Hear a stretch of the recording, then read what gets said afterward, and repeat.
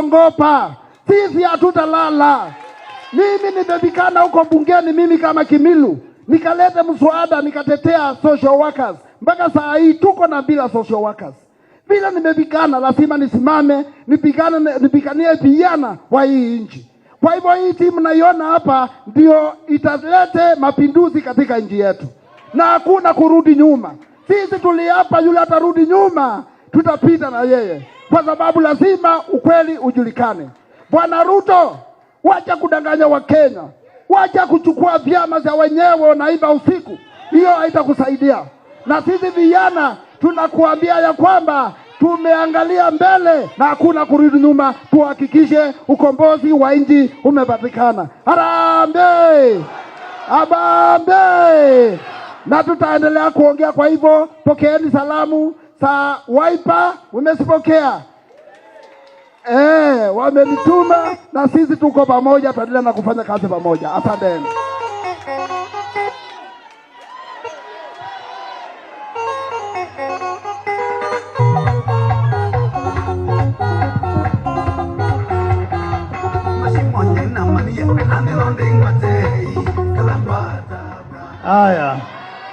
Haya.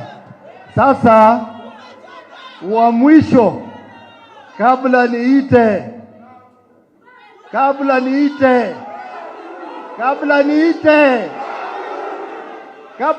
mwenyeji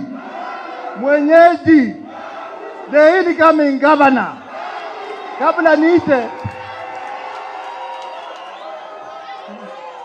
Kabla niite babu, tuna kijana shupavu, Mheshimiwa Gisairo.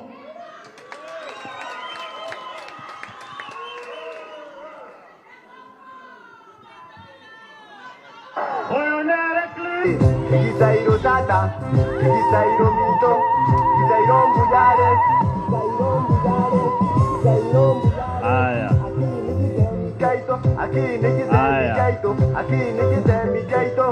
Tata.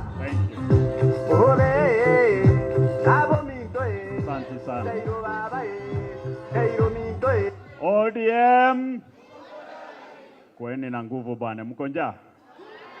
ODM. Nitakuwa mfupi sana. Mimi naitwa Gisairo Mbane.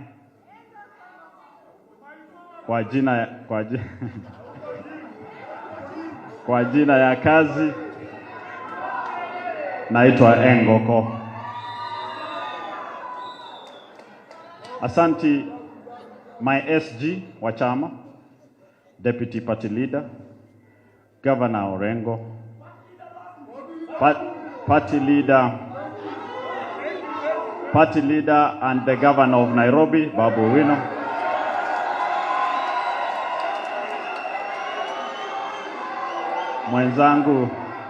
Mwenzangu Kibagendi, na sisi sote ambao tumefika hapa. Tuko hapa kwa sababu ya kutetea katiba ya Kenya. Katiba ya Kenya imeturuhusu kuwa na vyama vingi. Katiba ya Kenya imeturuhusu kuweza kujumuika na wananchi na kuzungumza mambo ambayo yanafaa kupeleka hii nchi mbele. ODM kwa ile manifesto yake, wakati tulipoenda uchaguzi, mimi ni mbunge kupitia chama cha ODM wakitutuma saba. Our agenda had health as one of it, had education as part of it. William Ruto agenda yake hatuijui.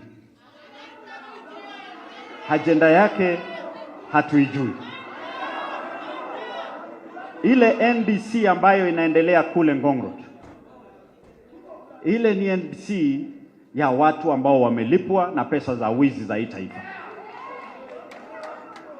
Hatuwezi kukaa kama wanachama wa ODM wakati watu wanakufa hospitalini na tunaendelea kumpigia kiongozi bandia makofi. Hatuwezi kuendelea kama ODM kumshangilia mtu wakati masomo shuleni yanaendelea kuzama. 3 weeks ago, niliwaambia William Ruto has been going round saying he has employed 100,000 teachers. But juzi pale bungeni, niliwauliza, koti imesema kwamba walimu 44,000 hawajaajiriwa kisheria. The interns. Wakati tumefanya budget policy statement, hawajaeka pesa ya kuconfirm wale walimu. Wakati tumefanya supplementary budget, pesa zinawekwa ziweze kuibiwa, kutumiwa vyuo vikuu. Chuo kikuu kimoja kimepewa zaidi ya bilioni 3. That is the money we need to recruit the teachers. William Ruto, Nairobi Hospital, no one elected you to tell us about it. William Ruto, focus on Kenyatta National Hospital. Safari zako za Singapore, panda ndege, enda peke yako. Our business and those of ODM supporters and the entire opposition is to fix this country called Kenya. We don't want to rename it to another name like Singapore. This is our country. This is where we will live. This is where our children will live. Lastly, William Ruto, you've never believed in democracy. You were the leader of YK92. So don't tell us about democracy. William Ruto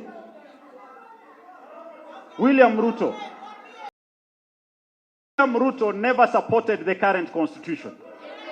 So he cannot purport to be the one implementing it. The party that believes in the current constitution is the ODM that is seated here.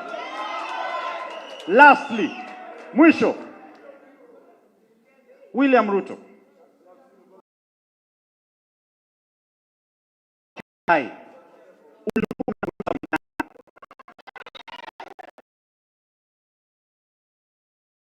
Friend in his last days.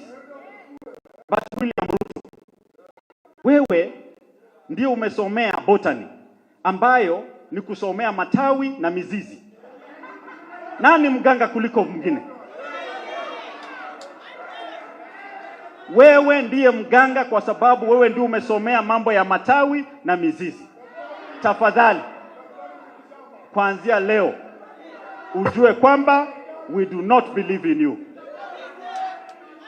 Mwisho ni kusema kwamba umeacha kazi yako, umekuwa gym instructor. Kazi yako ni kutuambia twende gym. Tumekubali, tutaenda gym. Tutaenda gym na tutakonda.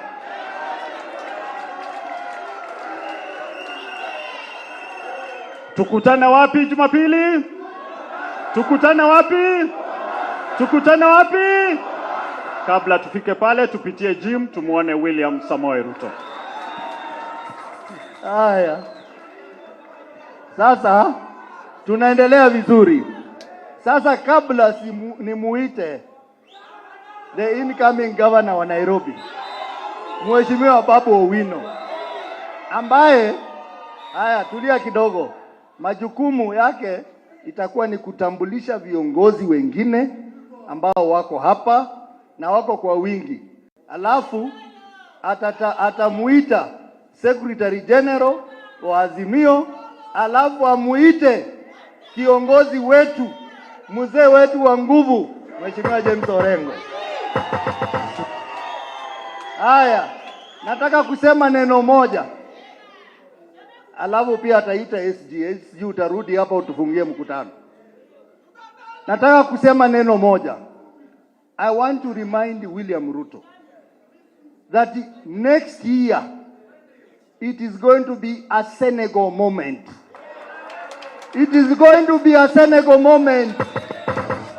Wale ambao mjui, in Senegal there was a president called Macky Sall, a dictator.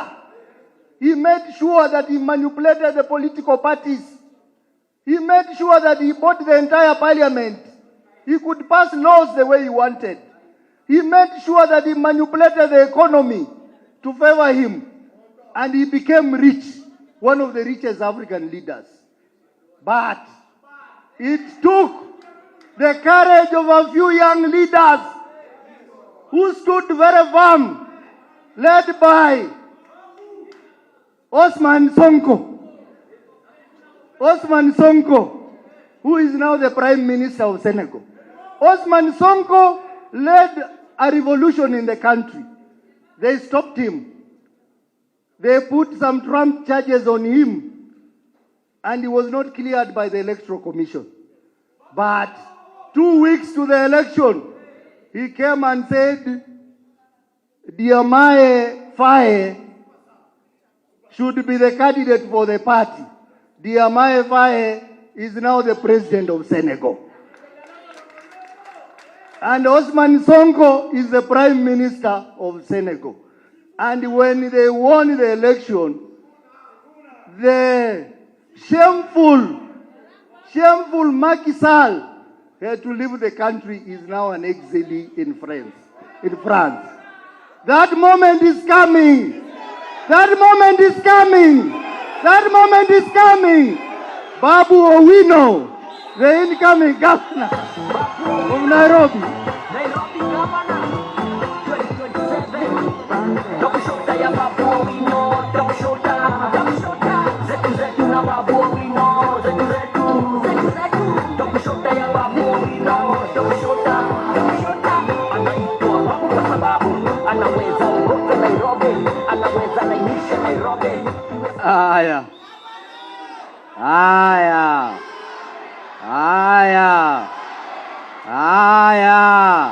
Sini wa baba, jeshi ya baba, sini wa baba.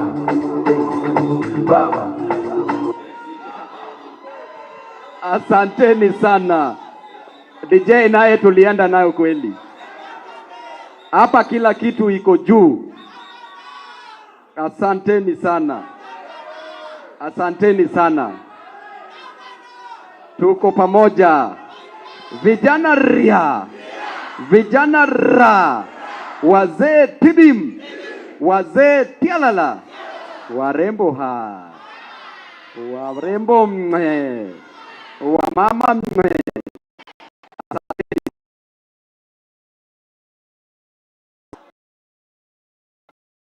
Nichukue nafasi kisha nikaribishe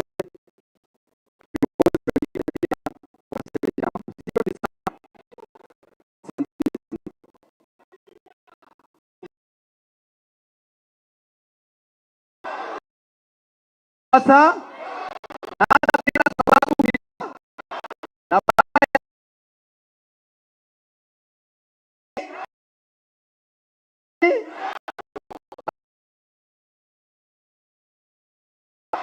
na bila na baada ya baba ni na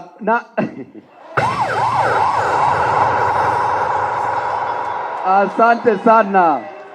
Asante sana. Asante sana.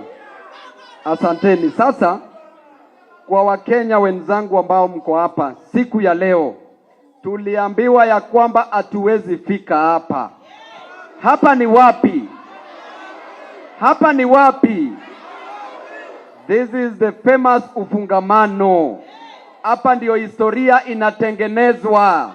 Na historia ya Kenya ikitengenezwa lazima nyinyi mtakuwepo. Kitabu kipya cha Kenya kikitengenezwa lazima mtakuwepo wapi? Hapa. Jambo la kwanza, nimeona mapolisi wametumwa hapa. Polisi wametumwa na malori na matiagas na marungu, na wanakuja hapa kuharibu mkutano yetu. Lakini katika katiba, Constitution chapter 1 inasemaje? Sovereignty iko na nani? Sovereignty iko na nani? Hivyo mapolisi wametumwa hapa, wako na shida kushinda Wakenya wote.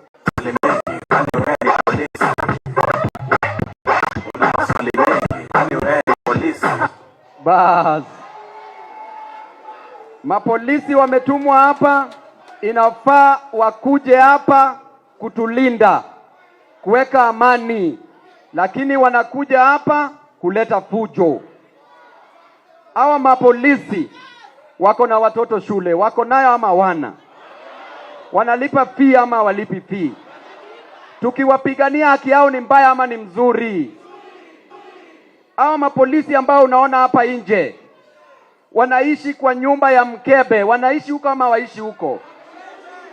Tukisema wapewe affordable housing ni mbaya ama ni mzuri? Wanakuja kutupiga hapa kwa nini? Na wako na shida kushinda Wakenya sana. Mapolisi ambao unaona hapa si wako kwa CRB? Si wako na madeni? Lakini tukikuja hapa kuwapigania wanatumwa ili waharibu mkutano yetu. Ushenzi si ushenzi, upuzi si upuzi. Mapolisi ambao unaona hapa, hawa mapolisi ukiona mishahara yao iko chini sana, na sisi tunasema serikali waongezee mishahara. Tukiwaambia hivyo, upuzi si upuzi.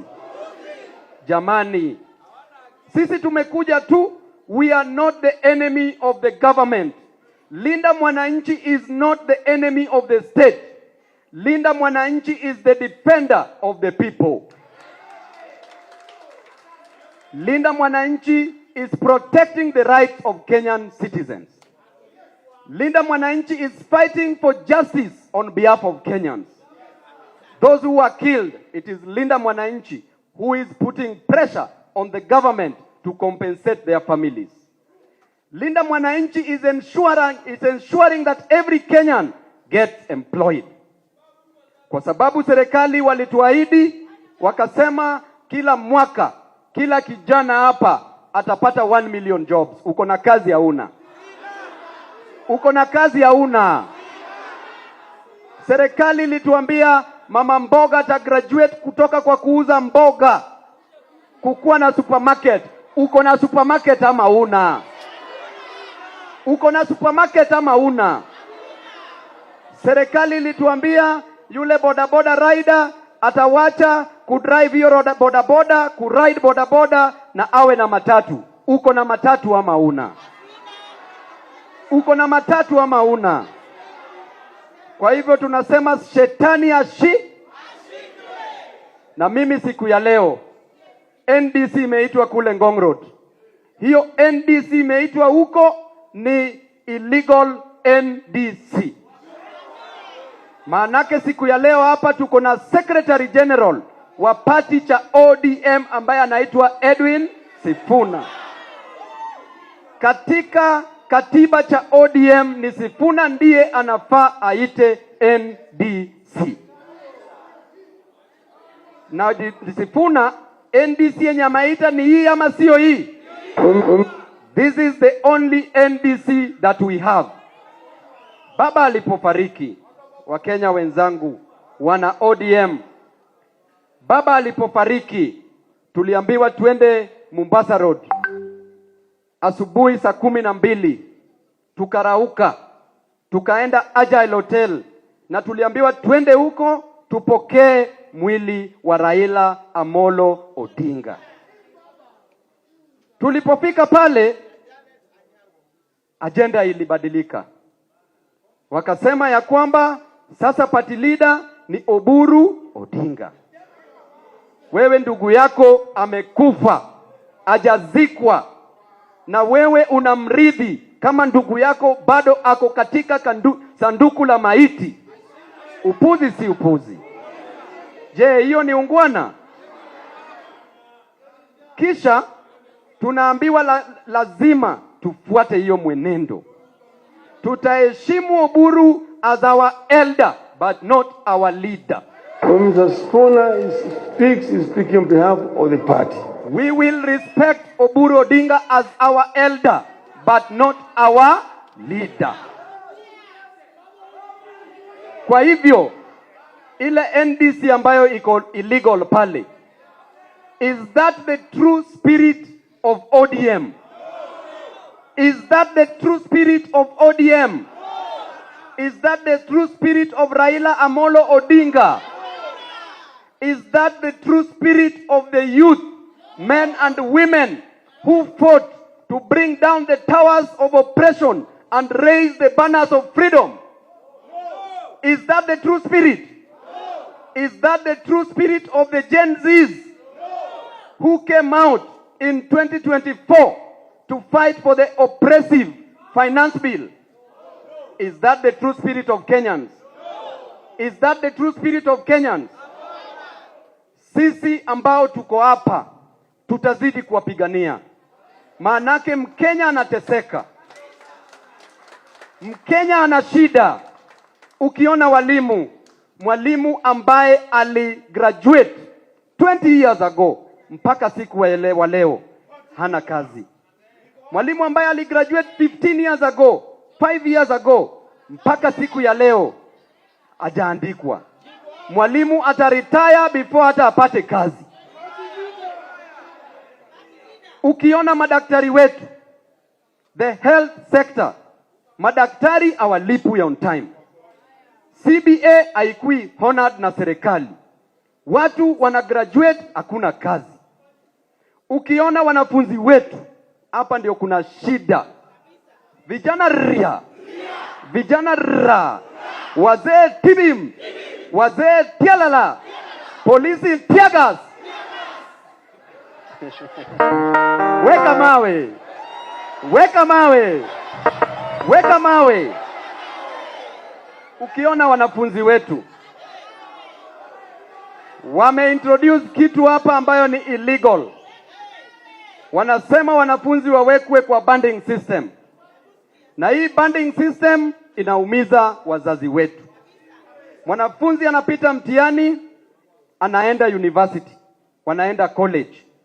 Kisha huyu mwanafunzi akifanya medical courses anaambiwa atalipa 600,000 Kenya shillings, ati serikali inalipa 300,000 Kenya shillings na mzazi alipe 300,000 Kenya shillings. Wacheni niwaulize swali moja. Yule mama mboga ambaye anaamka asubuhi, ambaye anaenda pale Gikomba, ambaye anaenda pale soko nyumbani, huyo mama mboga ambaye anapata shilingi 200 kwa siku, ambaye hajaona shilingi 10,000 mara moja, huyo mama atafundisha, atasomesha mtoto wake kivipi? Atapata 300,000 wapi? Ni kuua elimu ama sio kuua elimu?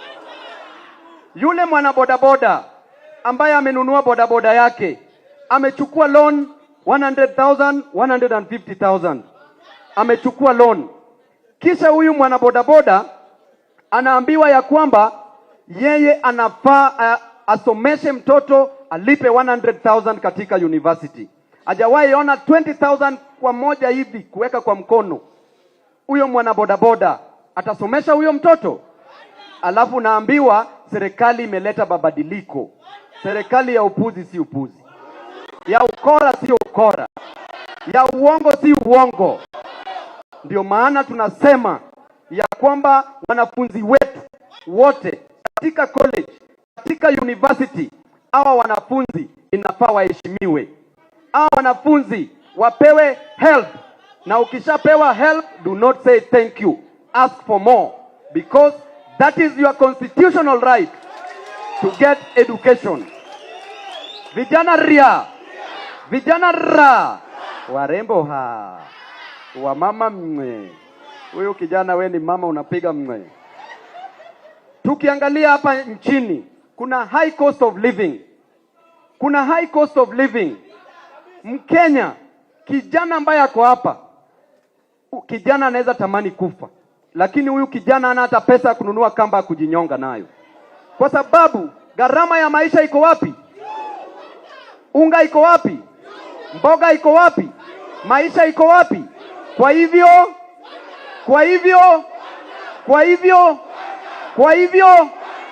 hivyo la mwisho tunataka tuwaambie hawa viongozi ambao wameketi hapa mbele, one man with God is the majority. One man with God is the majority. Kwa hivyo tusiambiwe kila wakati that tuko wachache. Ukienda kwa rally, nani wako na watu? Nani wako na watu? Nani wako na watu? Kwa hivyo wale wako Ngong Road wako na chama. Sisi tuna wana chama. Asante sana. Na tuko na sifu? Na tuko na huyu Orengo huyu. Huyu Orengo huyu. Huyu Orengo huyu. Huyu jamaa, wacheni niwaambie historia yake. Mimi nilipokuwa nimeshikwa mara 12, nikawekewa 12 criminal cases at different times. Hakuna hata mmoja yenye Orengo alikosa kukuja. Anapenda vijana apendi. Anapenda vijana apendi. Na tukiwa na Orengo tumeketi chini na yeye. Orengo anatutreat kama watoto wake. Na heshima na mapenzi. Orengo, may you live like Methuselah in the Bible. Yeye atuambii tokeni nje. Yeye anatuambia tuketi hapa tuzungumze. Kwa hivyo huyo Orengo tunakuheshimu. Huyo Orengo mwenye wanatusi kila siku.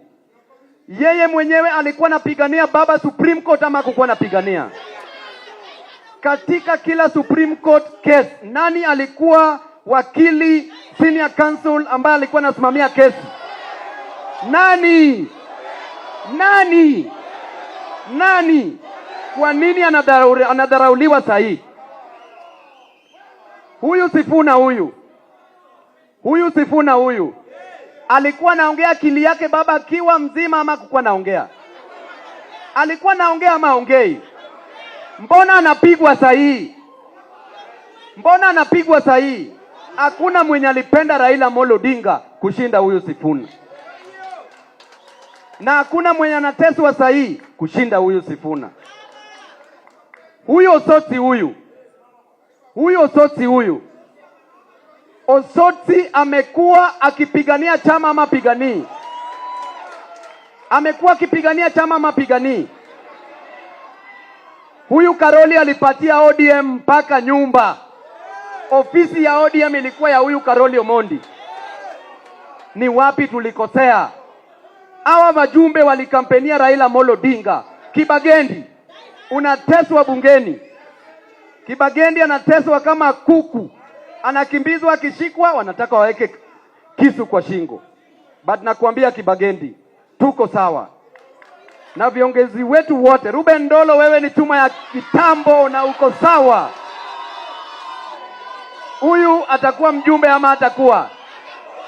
Nikimalizia nataka nichukue nafasi kukaribisha, kwa sababu nitarudi hapa kuita hawa viongozi bungeni. So wacha tumalize kwanza na viongozi wengine alafu waite viongozi mtaongea. Nawaita. Karibisha Karoli Omondi. Huyu alipatia ODM nyumba. ODM anakulipa rent for 17 years. Karoli, karibu. Baba, sini wa baba. Baba, sini wa baba. Haya. Watu wa baba oye! Wanachungwa oye! Mimi niko na furaha kuwa na nyinyi leo, lakini niko na huzuni pia. I'm a very sad man also. Kwa sababu wale waanzilishi wa chama cha ODM, mimi peke yangu ndio niko hapa leo. Siku ile tuliamua kufungua chama inaitwa ODM. Na leo hii ndugu yake ako mahali ingine anavunja nyumba ya baba. Ndio sababu niko na huzuni sana. I am a very sad man today. Mtanikubalia niongee kwa lugha ya Kiingereza kwa sababu kuna vitu nataka kusema ili dunia mzima wasisikie. Baba hakuwa mtu wa ODM na mtu wa Kenya peke yake. Baba alijulikana Afrika mzima, dunia mzima. So ningewaomba mnikubalie, nitaongea Kiingereza kidogo ndio watu wa baba wote dunia wasikie na waelewe ni nini kinaendelea hapa leo na nini kinaendelea Kenya. Mimi ningeanza kusema hivi. Tulipoanza ODM hatukuwa na kitu, ni vile sasa unatuona hapa. Lakini tulikuwa na nia wa kutumikia wananchi wa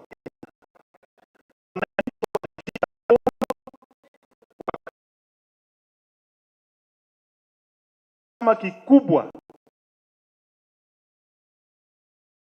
So my friends, I just want to tell the world what is happening in ODM and where we are and why we are here and where we are going. Nataka mjue, the last time sisi kama wabunge tulikutana na baba, baba told us never to say two term.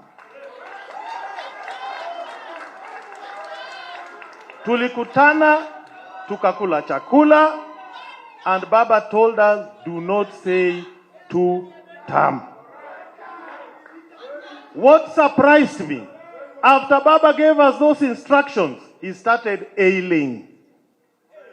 Baba akaanza kuwa mgonjwa. Alipotuambia tusiseme two term. What happened?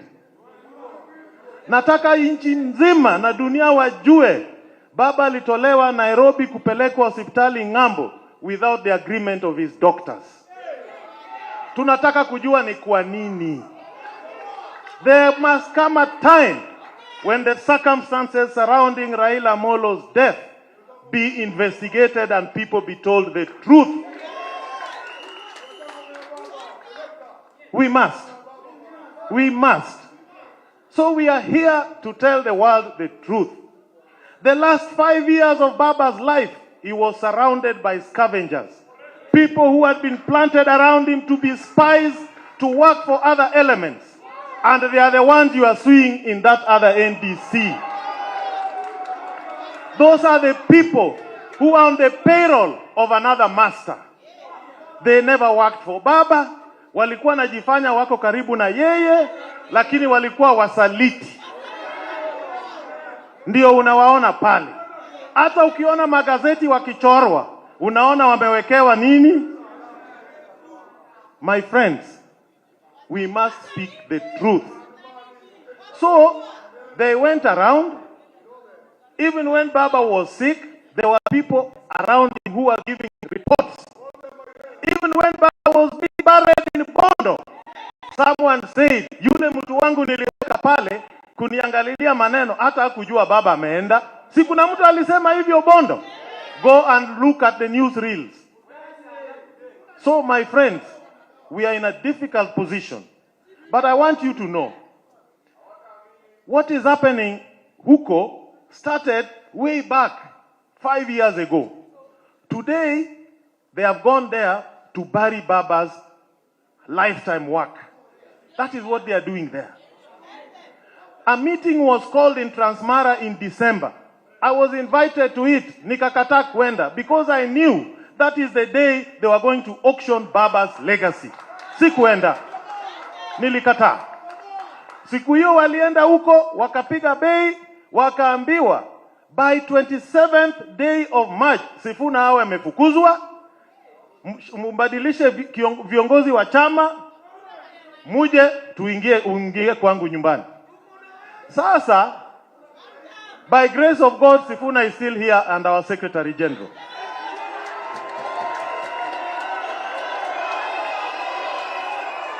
Lakini wale wengine, leo watapewa bonus. Leo watapewa bonus because of what they have done. The spies who have been around Baba. Kuna wawili kutoka Homa Bay, kuna moja kutoka Migori, kuna wengine kutoka Siaya, kuna wengine kutoka Mombasa. In the fullness of time, I will reveal their names. Na wanajulikana.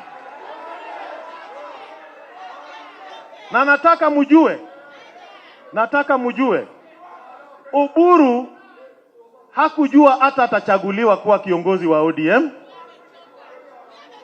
Saa zile ndege ilikuwa kule airport, ndege inaenda kuleta mwili wa Baba.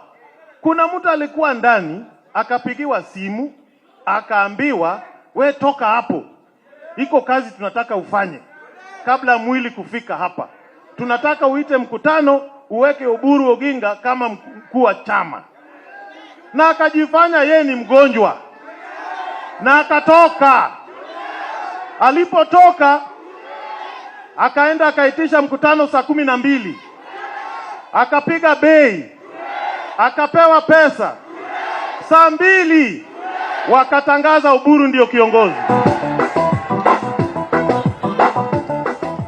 Bila Oburu hata kujua. Kufika kule airport ndio wanaambia Oburu. Hiyo group ndio wako pale. Hao ndio wasaliti wa baba. Nataka mjue Oburu wanamtumia. Wanakanyaga mgongo yake wavuke. Baada ya hii watatoa Oburu. Nataka mjue hiyo. Nataka mjue ya hivi. Washakubaliana ODM itaweka candidates Nyanza na Nairobi peke yao. Wameambia watu wa Western, ukiwa kwa ODM na unataka kuungana na sisi, utoke ODM utasimama na UDA. Wameambia watu wa Pwani, kama unatusupport, toka kwa ODM simama kwa UDA. Ndio sababu uliona watu wa Pwani jana walikasirika. Sasa wanatudanganya. Ati Nairobi ndio watafanya. Hata wameambia ODM nomination watafanya na candidates yao ndio wataingia, ndio watapewa tikiti ya ODM. So we must refuse. Why do you think they are doing that? Because mpango yao ni kubadilisha katiba so that they create office of executive prime minister without term limit. Nataka mjue. They want to extend the term limit. So hiyo tumekataa. Si tumekubaliana? Now I will tell you the resolutions. I'm the Secretary General of Azimio. The last party where Baba ran. Hiyo ndio ilichukua chama ya Baba ya mwisho. We have resolved here. As ODM, we will not leave Azimio. We will work with Baba's friends in all political parties until we form the next government. And as Azimio, chama cha Baba, we will produce a presidential candidate and a deputy presidential candidate.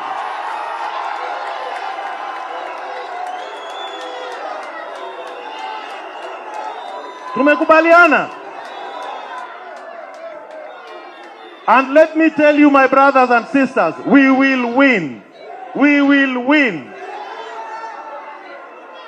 Sini wa baba. Baba.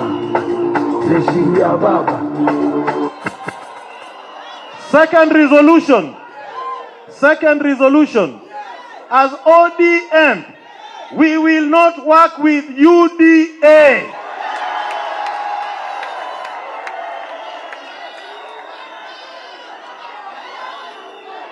Ile group sasa watakuwa Linda Ruto, sio Linda Ground. Sasa hawa ni Linda Ruto. Hiyo ndio jina yao kuanzia leo. We have also resolved that when we form government, we will adui ya kwanza ufisadi. We will not just recover property, we will jail. We will jail.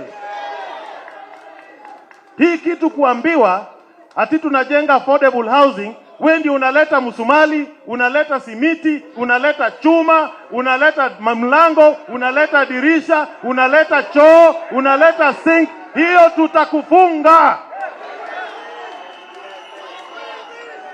Hii kitu ya kudanganya Wajaluo, umebinafsisha kampuni za sukari na umechukua miwa ya serikali bila kulipa. Nucleus estate worth 100 billion. Utarudisha hiyo pesa na tutakufunga.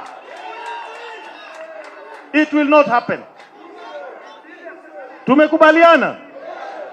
I am telling you another resolution. Tumekubaliana tutakuwa na usawa nchi hii. The government we will form, as in the aspirations of Raila Amolo Odinga, will deliver on what we call usawa. ODM, our first motto was Maisha Bora. Si mnakumbuka? ndio tukiwa na tuko tayari, tutarudi kwa usawa, maisha bora kwa Wakenya wote. So let the word go forth from here to the rest of the world that change is coming to Kenya, and that change will be driven by young people. Gen Z, mko kadi ya mko kadi? Mko kadi ya mko kadi? With those, I thank you. And I will put the question. As many as of that opinion say aye. As many as of the contrary opinion say nay. There being no nay, the ayes have it. Tuonane ni Mombasa.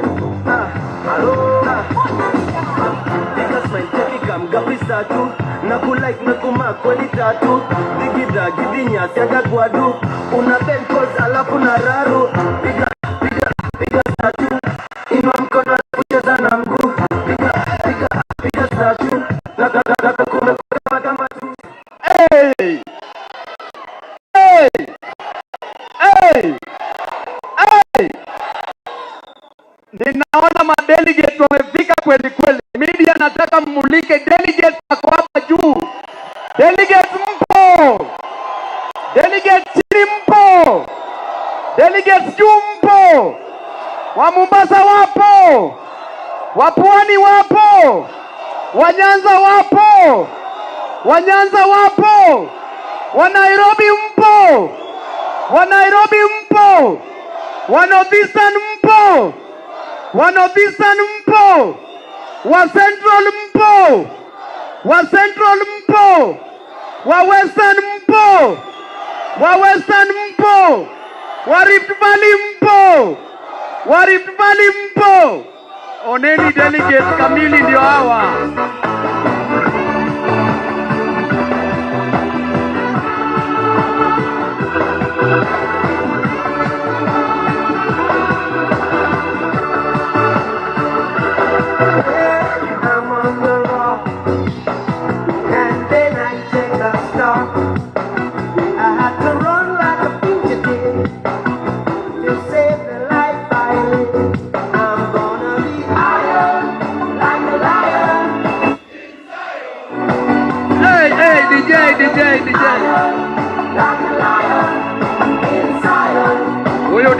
Huyu DJ lazima atakuwa katika bunge. Huyu DJ lazima tutaenda naye wapi?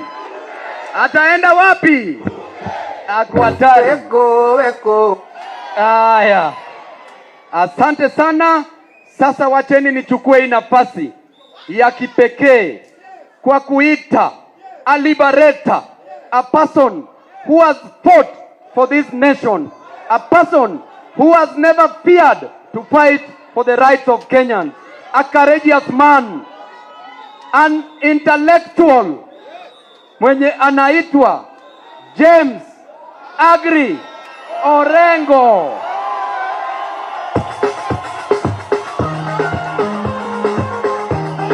Ayuliana, yona. Manu na bolo Uganda chwipi. Manu chwipi. Sika. Ni hawana jengo wewe suba ne kwa pena jana soma jawara. Wewe na bolo zinga. Kuna mama mkwemo.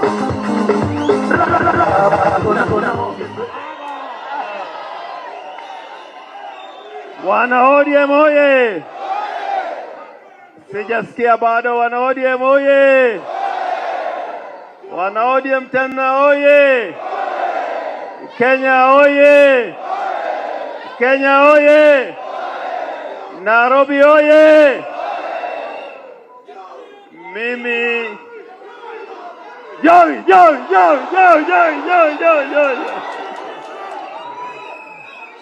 Mimi nitajaribu kusema machache kwa Secretary General wetu wa chama cha ODM Senator Edwin Sifuna, kwa Deputy Party Leader wetu Bwana Godfrey Ossos, na viongozi wote ambao wamefika leo, madelegates kutoka Kenya nzima, na marafiki na wananchi ambao wamefika hapa. Hamjambo? Hamjambo tena. I am very happy today. It's because I feel like we're on a new journey. Many of the things that have changed or have been changed in this country have started in this place called Ufungamano. That the real ODM is meeting in Ufungamano. This is historic. Joy! I can almost see our departed hero, Raila Amolo Odinga, on this stage, talking about Kenya and talking about the future of Kenya. I don't want to speak so much about what is wrong with Kenya, but want to give you a challenge. And you have met part of that challenge today. Msiuziwe woga. Msiuziwe woga. We are on a new journey. Tumeanza safari. Kama wewe ni mwoga, ubaki nyuma. Please, let me say what I want to say. I may never get another occasion to say it. I think this is a very solemn occasion, like no other. Ukiwa na uoga, you will not be part of this journey. Ukiwa na uoga, you will not be part of this journey. Yesterday, I was here in the evening, and this place was surrounded by the police. There was even a fight when we were trying to make sure we are ready for this meeting. And today in the morning, there were a mighty force of the police. Lakini mukasema there will be no mountain, there will be no hill that can stand on your way. Na polisi wameenda, sisi tuko hapa. I want to give you a challenge today. And here we are many. This is the Kenyan people who are here. We are the people. We are the people.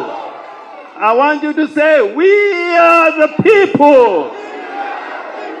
We are the people. I want to say, and what I say today, some people may take offense with it, but it is true. Freedom has always been born out of rebellion. Sijui mnanisikia? Freedom has always been born with rebellion. And I can tell you that every time you have a new dispensation, if you don't have vigilance, then you can go back to where you started. We are back to where we started. In the United States of America, the great democracy it is, it was born out of rebellion. That is the truth. It was born out of rebellion. The spirit of freedom and equality as espoused by the French Revolution, it was born out of rebellion. And there's a repetition of what happened in 1789. When the Third Estate was meeting in Versailles in the year 1789, the date 20th of June, the king refused and he said the delegates could not meet in Versailles where they had been meeting. And they went to a tennis court They went to a tennis court. They went to have a meeting in a tennis court. And that's what gave birth to the French Revolution. But we are better today because we are met at Ufungamano. And we have chased away the police to enable us to have this meeting. In 1963, for us to get independence, it was out of rebellion. It was out of rebellion. This new constitution was born out of rebellion. People died. People were detained. And people had their property destroyed. So history is repeating itself. We are calling on a new generation of Kenyans who can stand up for their country and stand up for their rights.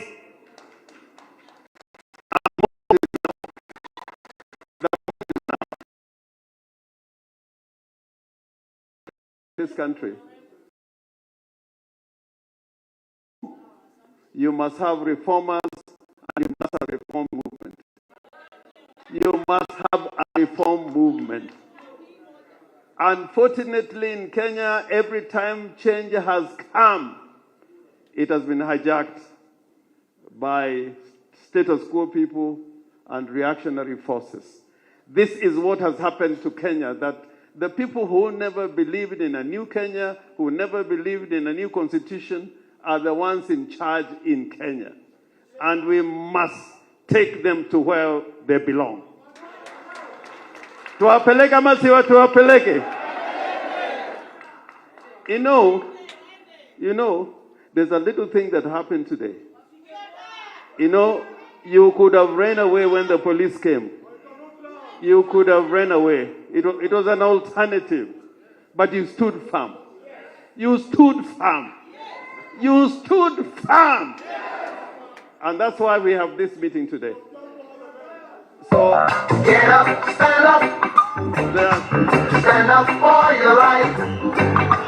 Get up, stand up. Stand up for your right.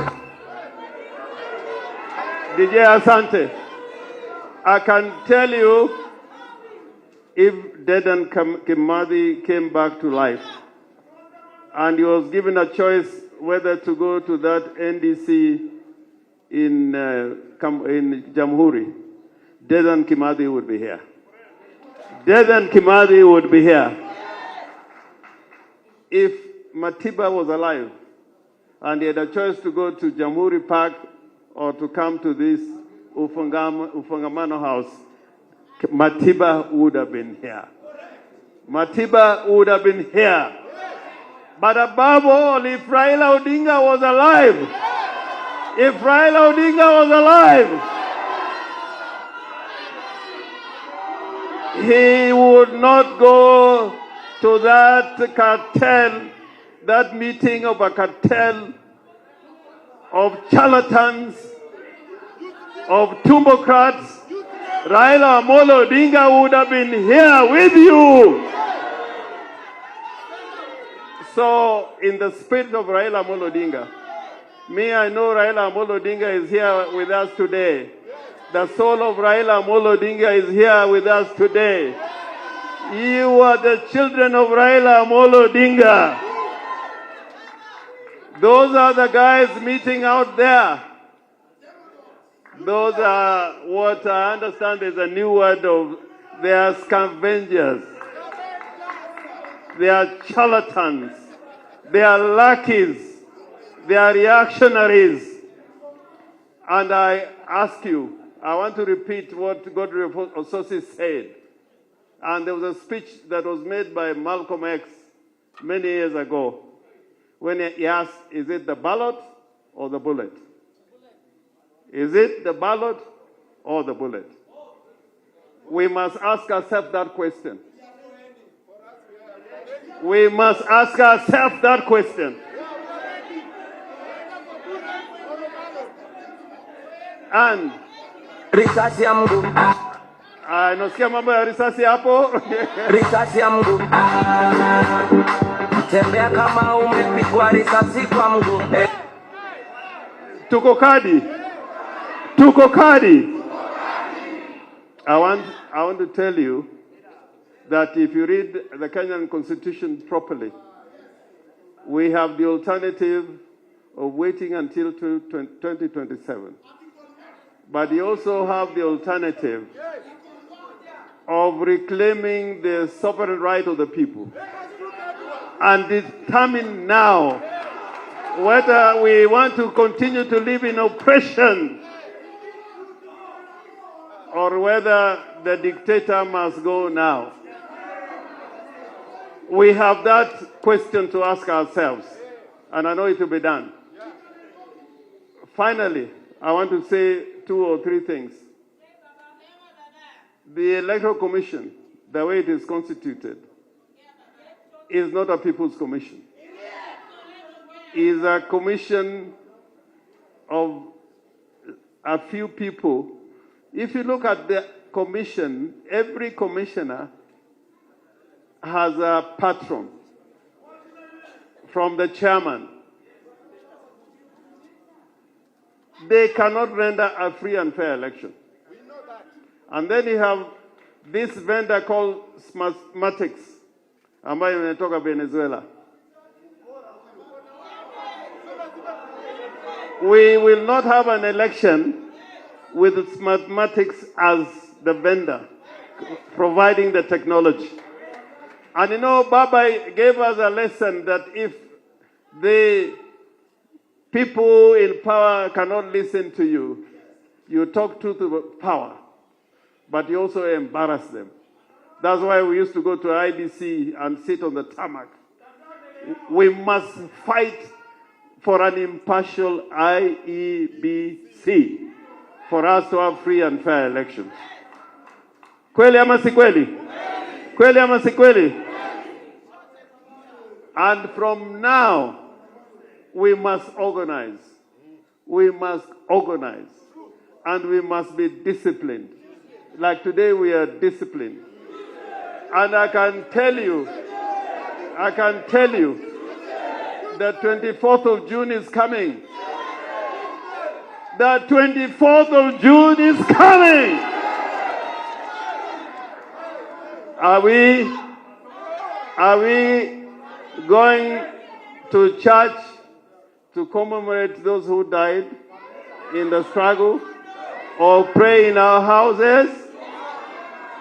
We must go out on the 24th, all of us, to make sure that the people who died for us are remembered in honor and 24th.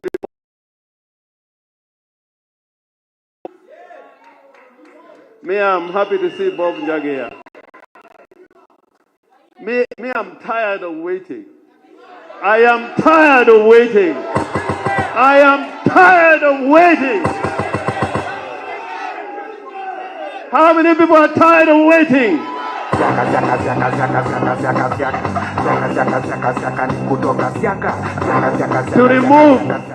To remove a dictator, you must make his life uncomfortable.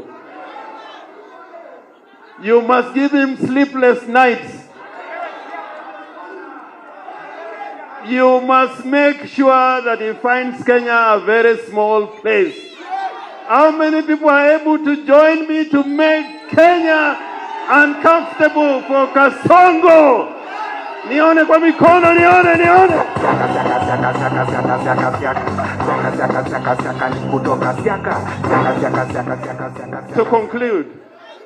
To conclude, you heard what Karoli said.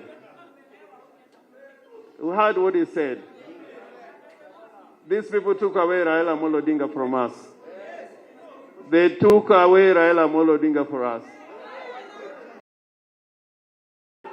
They have bought Raila Odinga's party. And they took Raila to Bondo. The most painful thing that I saw as somebody who knew Raila Amolo Odinga, and I hope that Oburu remembers that time, when our own Raila Amolo Odinga her own Baba, who was taken away from Kenya alive. Amewekwa futi 6 chini na mtu anakuja na chuma na simiti to cover him. Is as if to say Raila is gone forever. But we want to tell people like Kasongo, Raila is alive. Raila is alive. Raila yuko na sisi. Raila yuko na sisi. And Raila has left a true legacy of leadership. Deputy Party Leader Usos. Nani kama wewe? Nani kama wewe? Nani kama wewe? Babu Owino, nani kama wewe? Nani kama wewe? Karoli, nani kama wewe? Kibageni, nani kama wewe? Kimuli, nani kama wewe? And tuna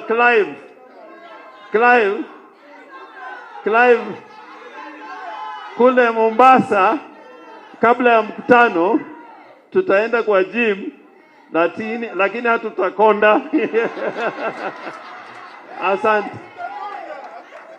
Na tuna young leaders, youthful leaders. We got ladies in our midst, including, I see Pauline Njoroge here. This movement now is for everybody. Sifuna, this movement now is for everybody.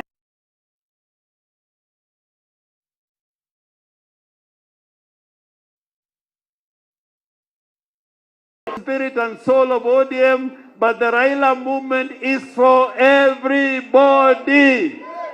So I hope we are going to sit and make a decision whether we can allow things to remain the way they are or to make life difficult for those who are oppressing us. If you want to know that Kenyans are oppressed, Kenyans are now going to fight as mercenaries in Russia. Kama kulikuwa na kazi hapa, wangeenda huko. Na Kasongo alikuwa anasema ati amepatia watu kazi waende nje watapata kazi. He has just brought death to a young man. So I conclude by saying the hour has come. Tell me, the hour has come. The hour has come. And the time is now. And the time is now. ODM oye!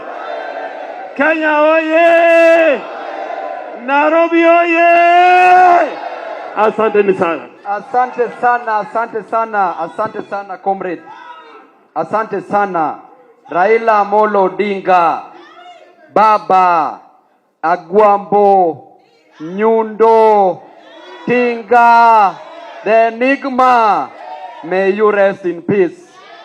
You are the ladder that we use to climb to the newer levels. You are the bridge that we use to cross over the turbulent waters, over the crocodiles, over the shark. Baba, today there is an illegal NDC. We told them to call for an NDC, but they feared us, Baba. They refused to call for an election. Instead, they are calling for appointments. But Baba, wherever you are, we shall never let you down. Raila, wherever you are, we shall never let you down. Agwambo, wherever you are, we shall never let you down. Wacha nichukue hii nafasi kuita chairman of counties ambao wako hapa, ambao hawakuongea. Chairman wa Vihiga County Bwana Zebedi, karibu kuja useme jambo hata kama dakika moja tu. Kisha after hiyo nikiwaita wale viongozi wengine, chukua dakika moja. Asante. ODM. ODM. Kule kwetu Western tuna slogan nyingine tumepindua, tukisema ODM tunasema linda wananchi. ODM. ODM. Sisi ni nani? Sisi ni nani? Kwanza mimi napeana shukurani kubwa kwa viongozi wetu hawa wameketi hapa mbele.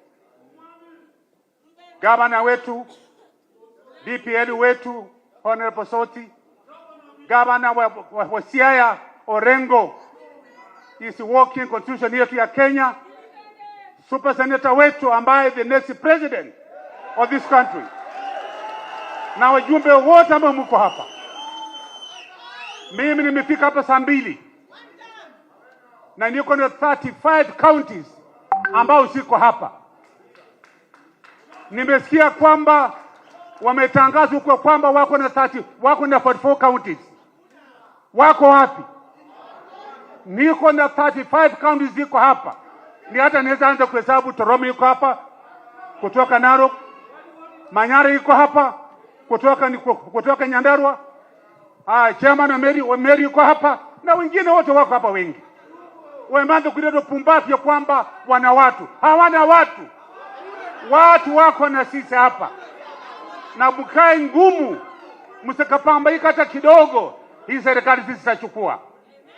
Machairman wetu wako hapa, women wako hapa, MCA wako hapa, tuko na MCA wetu wangu wako hapa, babu yuko hapa. Huyu ni gavana, huyu ni gavana Nairobi, gavana Nairobi. Napata kijana wangu, hakuna wasiwasi. Kwa sababu ya muda, asanteni sana. Jina ni Zebeto Sabwa, county chairman na Vihiga, nikiwa chairman na mchairman wote wa Kenya in the country. Asante sana chairman. Sasa machairman wameisha. Tulikuwa na 25 chairman kutoka 25 counties hapa nchini Kenya. Wale wengine wamepata tu around 22. Sasa sisi ndio majority. 30 na kuwa reminded tuko na 30, wako na 17. Si hiyo tuko sawa? Na kwa hao 17 watatu wamesema ati wanatoka kidogo wakae. Ni kama wanapiga simu. Sasa nataka nichukue hii nafasi. Kwa hii mrengo nikikuita, tafadhali. Kuna chairman wa Nyandarua. Chairman kuja. Tunaleta rally ya Linda Mwananchi huko Nyandarua.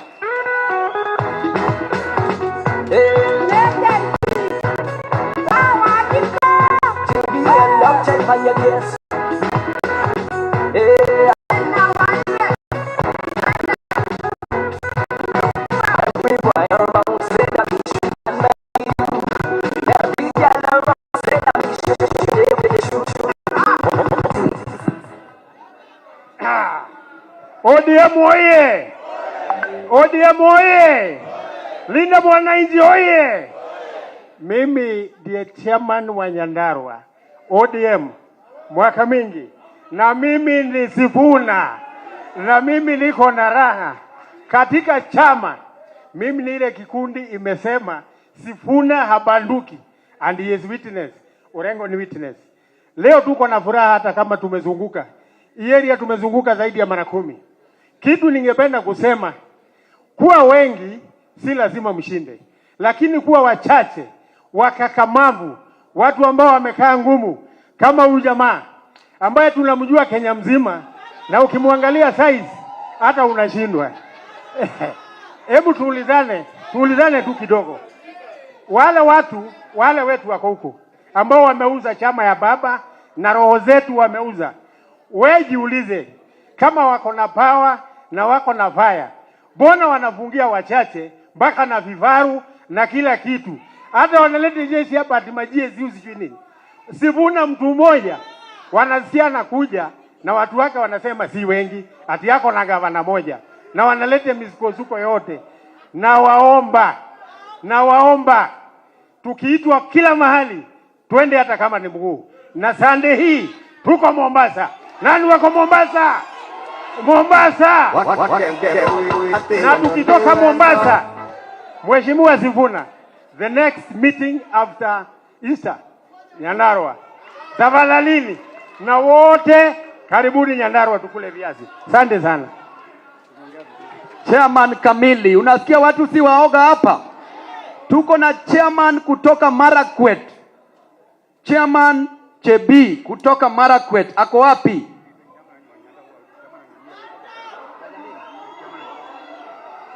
Chairman ndio huyo hapa. Kuja hapa karibu useme jambo. Kutoka Marakwet. Tunaona hapa kuna ukabila. Na chairman wa Nyamira mfuate hapa haraka. Chairman wa Nyamira.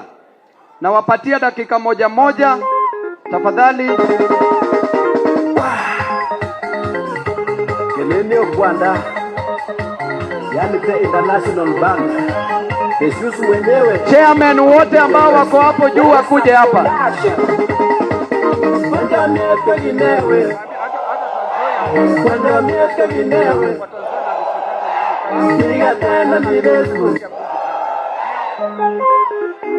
Hata wa Trans Nzoia kuja. Na Bungoma kuja. Trans Nzoia chairman mwenye anarepresent Caleb. Chairman waharakishe hapa haraka. Tulisema tuko na chairman 30.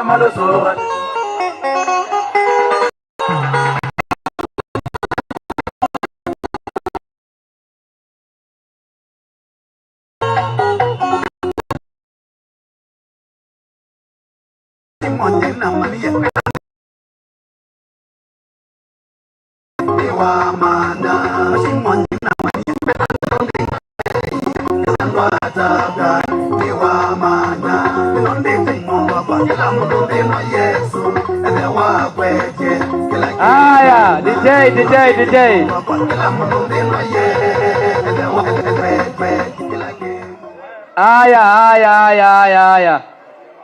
Aya, sasa tuketi chini mkutano iendelee. Bado tuko na mkutano siku ya leo, tuko hapa mpaka midnight. Alafu hapa pia kuna youth leaders wa counties na women leaders wa counties. Na waomba kuja pole. Nitakupatia dakika moja tu, unasema jina na unasema kwa nini unapenda Linda Mwananchi. Haya, tuanze na chairman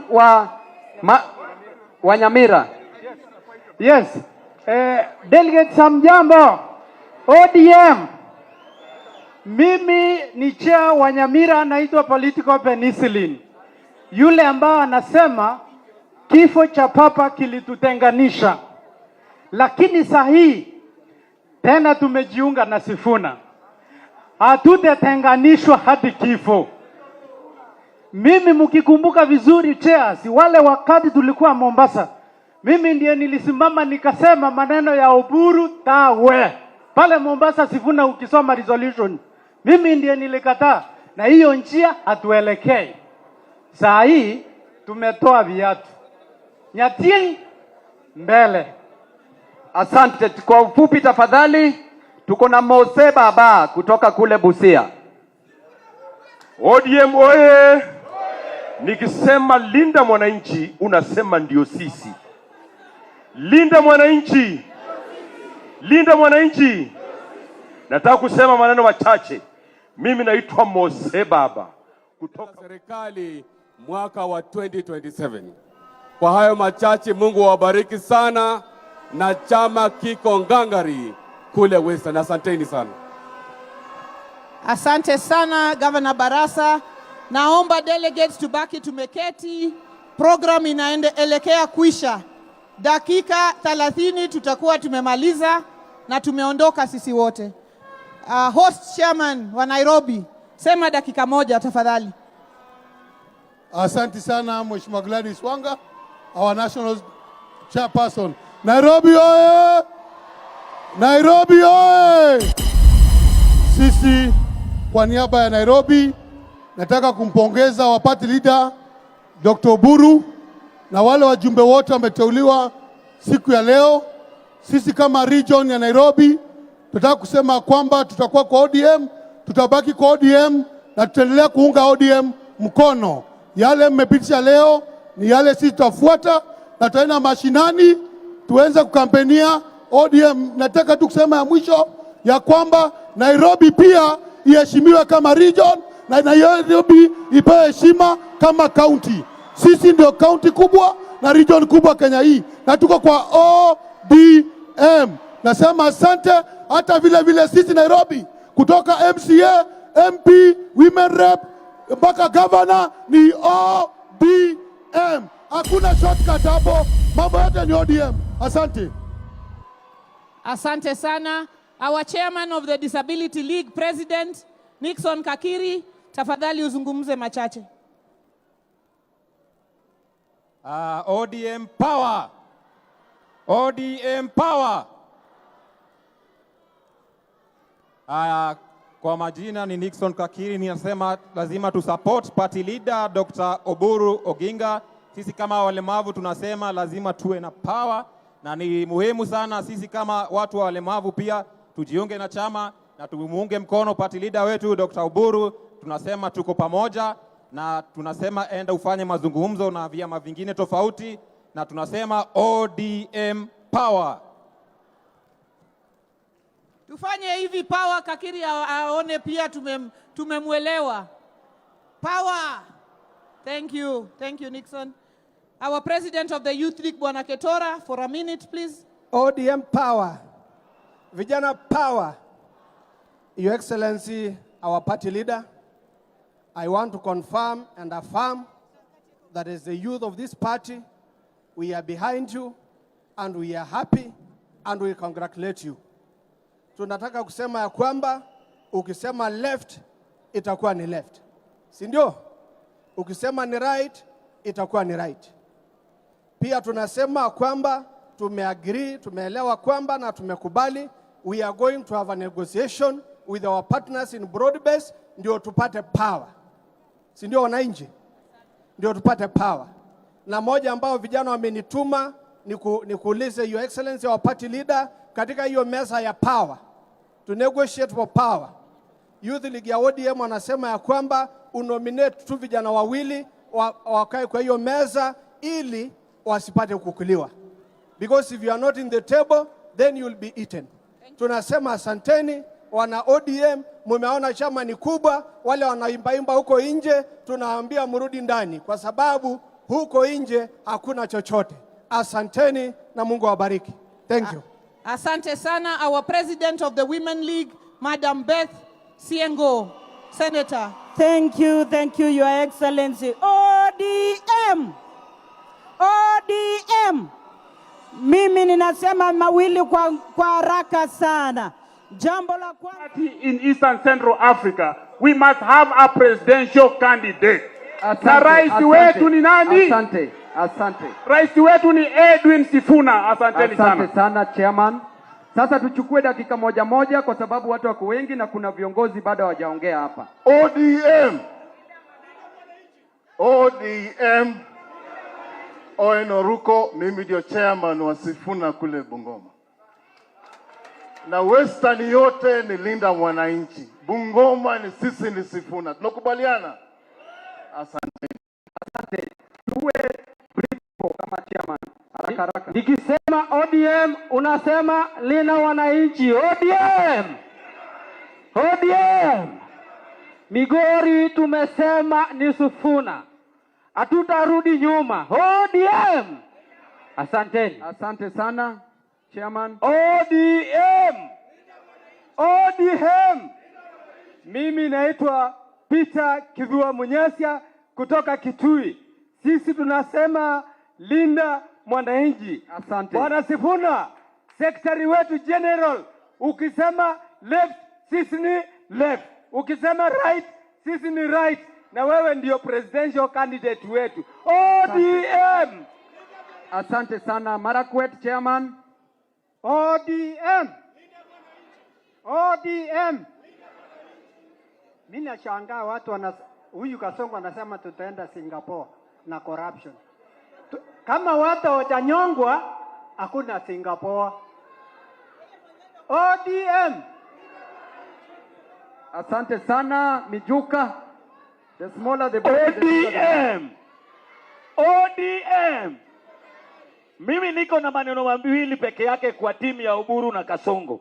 Kwanza, wakati tulikuwa na campaign 2022, Kasongo uliahidi ya kwamba ukichukua rais utapeleka baba Raila Amolo Odinga Bondo kabisa.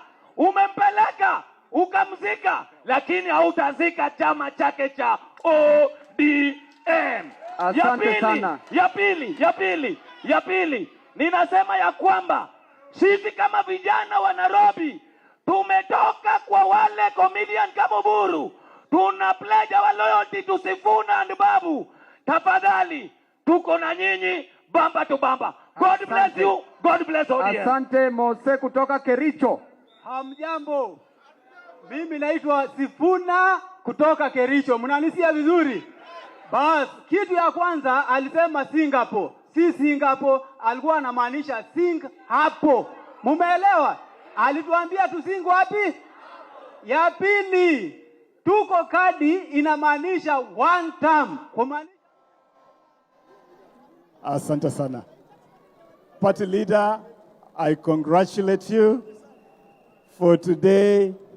You assume absolute power in this party.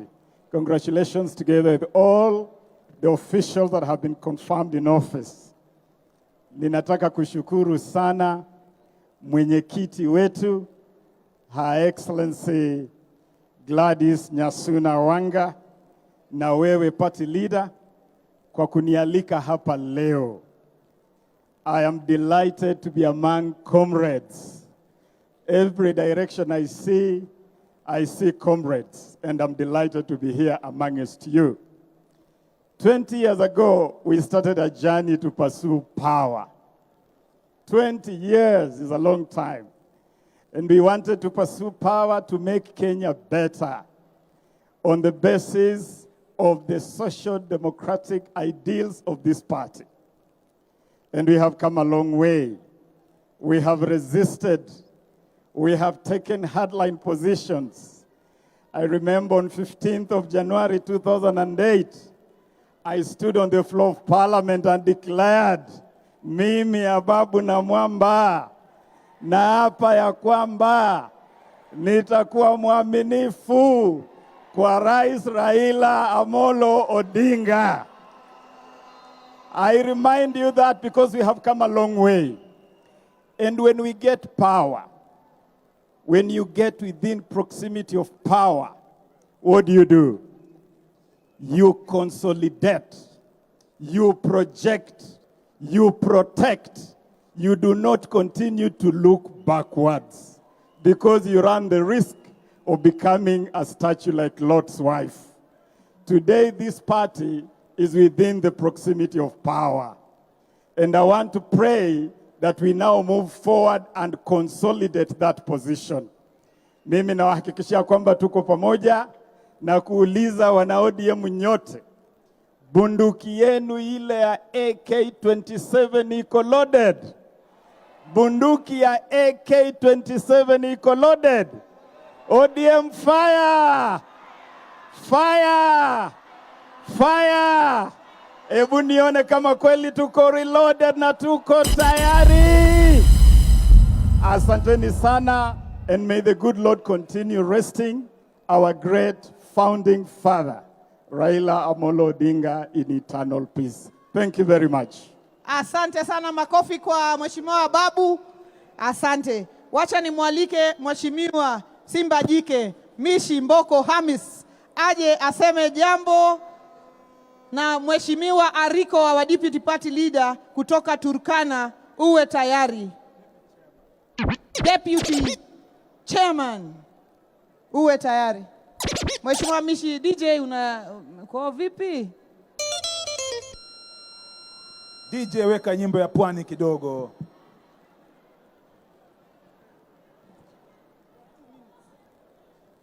ODM power!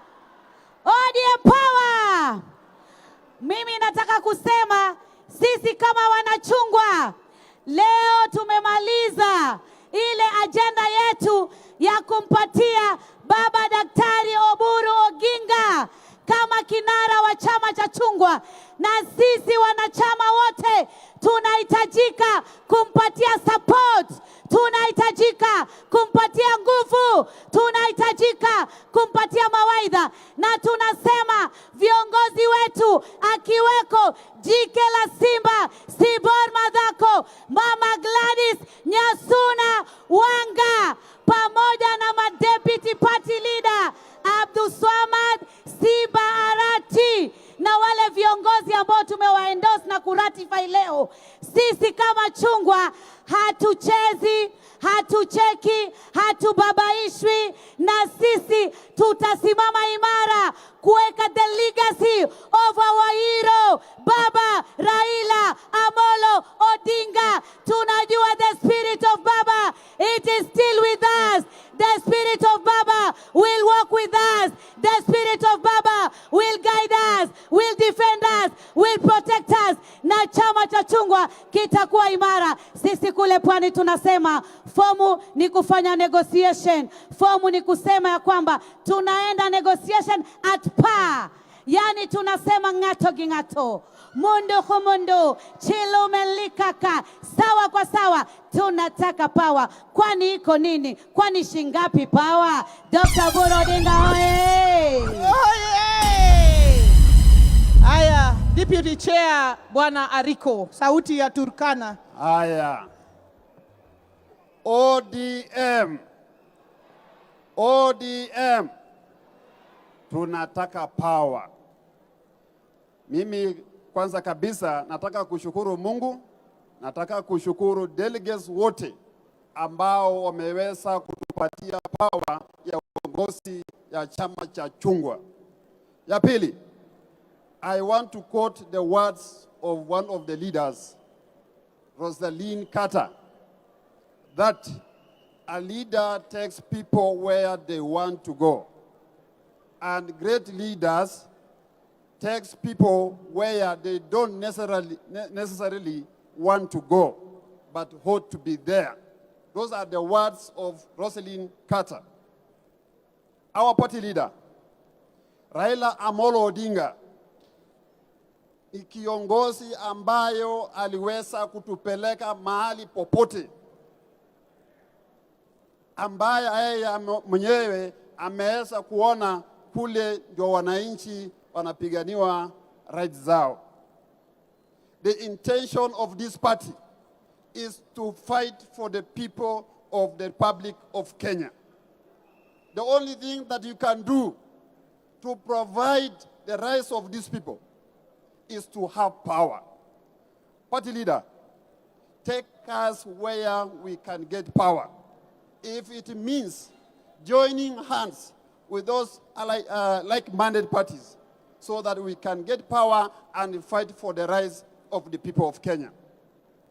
Sisi kama wanachungwa, naomba nyinyi wote viongozi, munajua vile baba aliweza kutipanga kabla Mungu mwenyewe aweze kumchukua. Mr. Sifuna, please. Sisi wa Kenya na vijana, tukiangalia ndani yako na tukiangalia mzee Orengo mwenye alisimama na Raila Amolo Odinga, tunaona vile umeshikilia vijana. 2027 simama imara hivyo. Asante. Tupatie huyu Sifuna kama candidate wetu wa president na sisi tutampigia kura. Asante. Na mbarikiwe. Asante. Sasa nataka mnisikize. Sitaki niwanyang'anye hii microphone. Sasa mimi nitakushikia microphone. Ninakuheshimu sana. Jina, wacha huyu mrembo kwanza aongee. Yeye wacha nimpatie mic. Huyu ni kutoka Masai. Super. Vijana oye! Wapi mziki kidogo akisettle. Ikibamba sana basi pull it up. Select a cheza doba once from the top. Whoa. Dojo mabe, dojo mabe, dojo mabe. Tunisha speaker, we mash it up. Fire, we light it up. Dojo mabe, dojo mabe, dojo mabe. Tuko tao, CBD kwa penthouse. Wanadhani CBD ni guesswork. Lakini jua bidii tunasosa. Nipe kofia kwenye hewa. Dojo mabe, kwa mdomo ni kube. Na doba Johnny Mwaki ukipenda email. Kama unaelewa. Na wote Johnny 10 nikikusalimia unanijibu tu maber. Napenda. Wangapi wanakaribisha Winnie Odinga? Napenda vile mama zio. Selector. Asante sana. Kumbe Madam Chair unaelewa hizi vitu? Sana. Asante sana. Wacha sasa nimwalike azungumze na sisi on behalf of the Senate. Senator Ledama Ole Kina, Masai mmoja, ako na rungu. Wapi makofi ya Senator Ledama? DJ, tupeleke Masaini.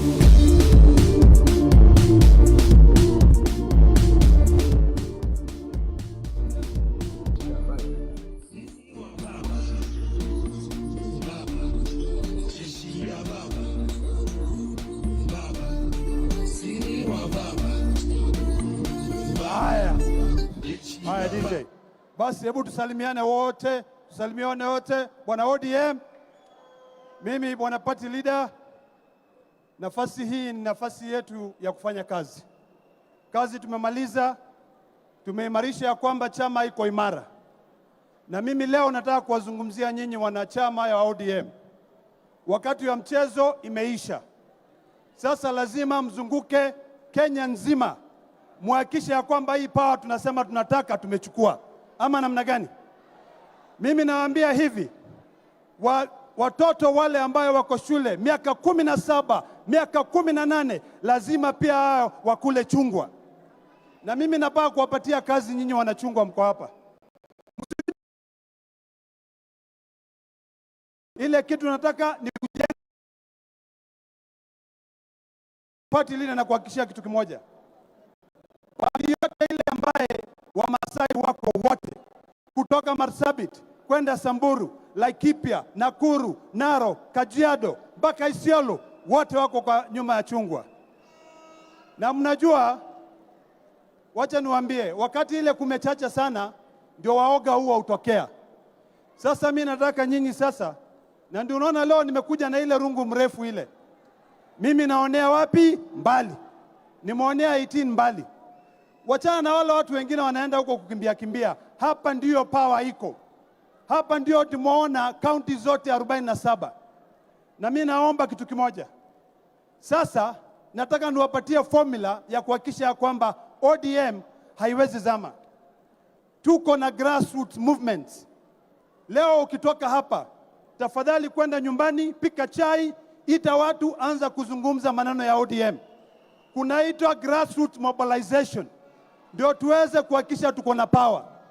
Na ukienda nyumbani, uhakikisha kwamba the only time kwamba manifesto itaandikwa vizuri, ihakikisha inashughulikia watu wenyu nyumbani, ni kusema zile vitu ambazo zinasumbua watu wenyu.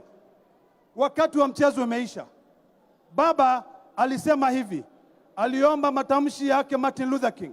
Akasema, I may not get there with you, but together you will get there. Ile together ambaye baba alizungumzia ndio hii ya leo. Tumekuja hapa wote, tumeweka order, na mimi nashukuru sana organizing. Bwana Junior tumefanya kazi mzuri, organizing wamefanya kazi mzuri, umeonesha ile order ambayo iko katika ODM. Sasa kwa sababu tuko na party chairman hapa. Ule party chairman ambaye anawimba hapa, piga teke na atoke. Unasikia? Hakuna mchezo. Ule mwenye anaenda kuletea kinyokonyoko toa. Hapa ni kusimama na hakuna chama ingine. ODM ndio hii. Wale wengine wako huko nje, wacha kimbie tu. Watakuja tu wakipiga magoti wakisema nyumbani lazima niende. Nikimalizia anasema hivi. Naomba tafadhalini mkumbuke huyu mzee na mumweke kwa maombi. Ile jukumu ambaye amepewa leo ni jukumu kubwa. Simba Arati kuwa deputy wake, Abdul Somar kuwa deputy wake, shikeni hawa. alafu sasa zile zingine zikuwa vacant, mjua Wamasai wako imara ama namna gani? Si ndio? Na tuko imara kuhakikisha tumeleta ushindi. Mungu awabariki. Asante sana Ledama Olekina, Masai mmoja. Wacha ni recognize veterans wa hii chama. Veterans wale walianza, walikuwa youth wing, walikuwa wapi, siku hizi wamekuwa wazee. Simameni tafadhali, mtambulike. Naona Magisewe yako pale, naona Jekonia, naona Hopa Nisa Mwakio, nawaona nyinyi wote. Asanteni. We recognize you and we value you and your contribution to this party. Wacha sasa nimwalike azungumze na sisi Mheshimiwa Winnie Kazi Odinga. DJ tafadhali. Sana basi pull it up. Select the chesa doba once from the top. Dojo mabe. Tunisha speaker, we mash it up. Fire, we light it up. Dojo mabe. Tuko tao, CBD kwa penthouse. Wanadhani CBD ni guest work. Lakini jua bidii tunasosa. Na ni magrami tunangoja.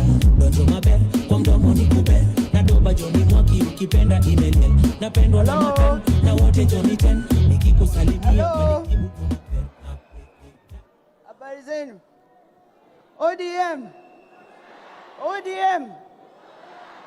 Asanteni. Nilisema juzi ODM is my home. And this is where I'm from. Now, I wrote some remarks. If you'll just allow me to read some of my remarks. Today, I stand before you not just as a proud life member of ODM, but as a voice of the vibrant, hopeful, and resilient young Kenyans who've come from this country. It is not lost upon me that today I may be one of the youngest people that stands on this stage. But I carry this responsibility of their dreams and their aspirations. I love you too. Now, something I wanted us to bring back into context is the values of this party. The values that created the foundations of this party. Maisha Bora that we built 20 years ago. Those are the values of our forefathers. Now, when I was coming here today, I decided to do something because I feel as a party, we may be leaving some of our members behind. So if you give me a chance here, I want to read some messages that were sent in my DMs today. One is from a lady called Aisha Ngala. She's from Twapa. Every morning she wakes up, she goes to the market, she sells her vegetables to feed her 2 children. She's dreaming of a better life. I feel this party, we may have forgotten her. But Aisha, we have not forgotten you.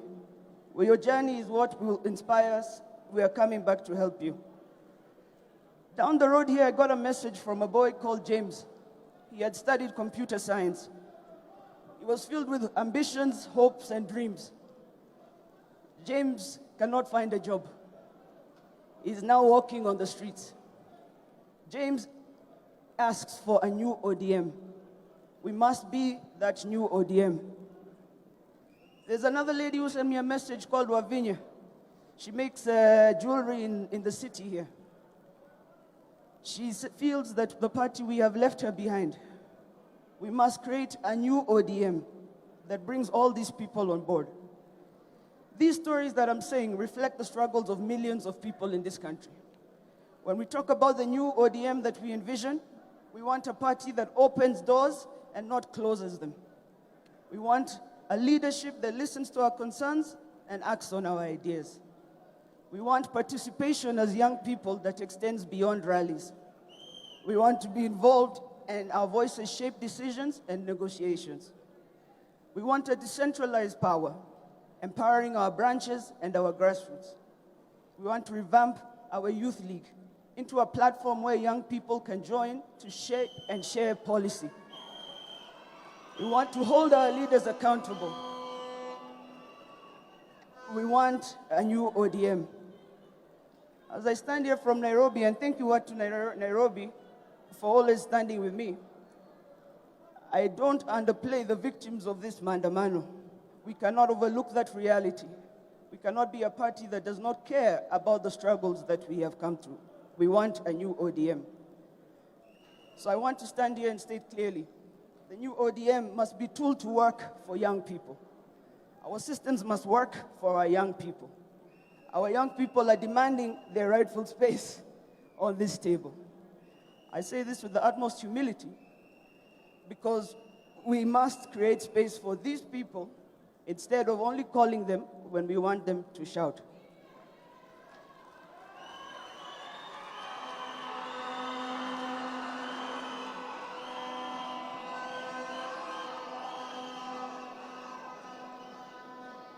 So therefore, as we finish the part of this, one thing I'm going to ask for is a spirit of reconciliation, a spirit of understanding, a spirit of listening, a spirit that does not chase away, that does not force out, a spirit that opens and lets us in. We want space, we want a face for ODM. And so I say this with all the humility. Congratulations, party leader.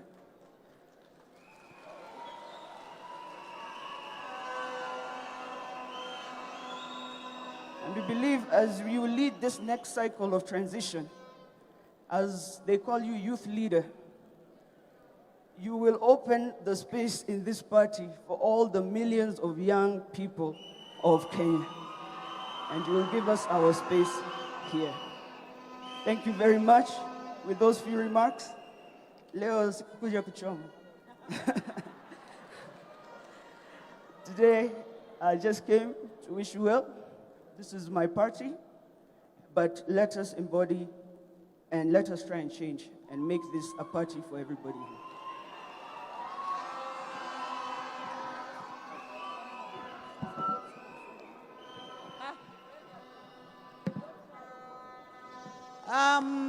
Asante sana, makofi ya Mheshimiwa Winnie for those remarks. Thank you very, very much. Let me now invite to speak with us the National Organizing Secretary of the party. Uganda na Museveni, ambaye ni katibu mkuu wa Free Kenya Movement, na tuko na Felix Wambua ambaye ni National Coordinator, ambaye pia anagombea kiti ya useneta kule Machakos. Niko na Peter Muli ambaye ni Director Communications na ni wakili wetu ambaye pia anasimama pale Machakos County. Siku ya leo tumejumuika na Linda Mwananchi, manake hii team ndio team ambaye inakuja kukomboa taifa yetu ya Kenya. Tumezunguka nao kuanzia Kitengela, mlituona kule Kitengela, tukaenda Kakamega, tukarudi Makuyuni, tukiwa na Mheshimiwa wa Kimilu, na tukamalizia pale Narok. Mombasa tunakuja ama hatukuji? Vile tungependa kusema wakati wa ukombozi umefika na sisi haturudi nyuma. Mliona mwaka 2024 vile Gen Z walifanya, sio? Tunatoa tahadhari kwa serikali ya Mheshimiwa Ruto. 2026 June 25th tunatangaza wiki mzima ya maandamano ambaye tunasema Ruto must go. Manake sisi hatungojei 2027. Wale ambaye wanasema one term, na ningependa pia kueleza Bwana Sifuna, kuna wengine wanasema one term, lakini ni wale walipiga kura ya yes wakati ya 2024. Na tungependa kusema sisi hatutaungana mkono na hawa. Manake vijana wetu walikufa wakiandamana kwa sababu ya hawa wabunge.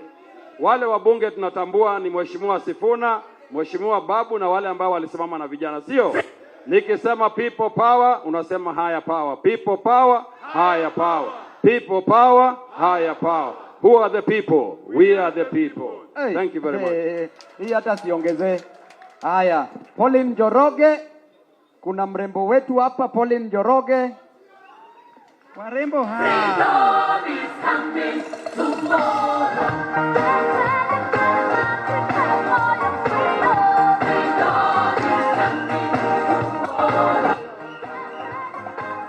Linda Mwananchi hoye!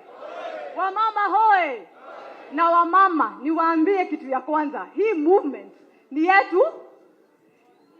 Hii movement ni yetu sisi wote. Naona wengine wanakuja hapa mbele wanajificha pale nyuma, ni kama wanaogopa kuongea. This is also our space. My name is Pauline Njoroge, na ninasimama hapa leo kama rafiki ya ODM, na sana sana pia nilikuwa rafiki ya baba.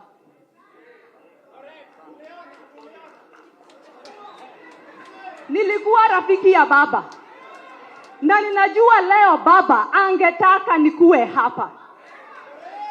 He was our presidential candidate for Azimio.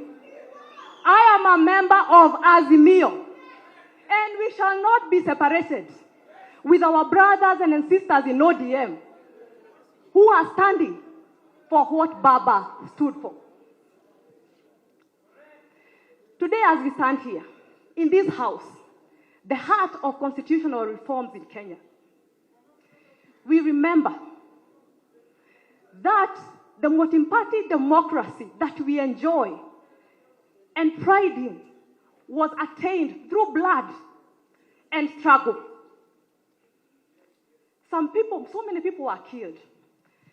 Others, like Governor James Orengo here and Timothy Njoya, were beaten thoroughly in the streets. We've seen those pictures, even those who are not born then.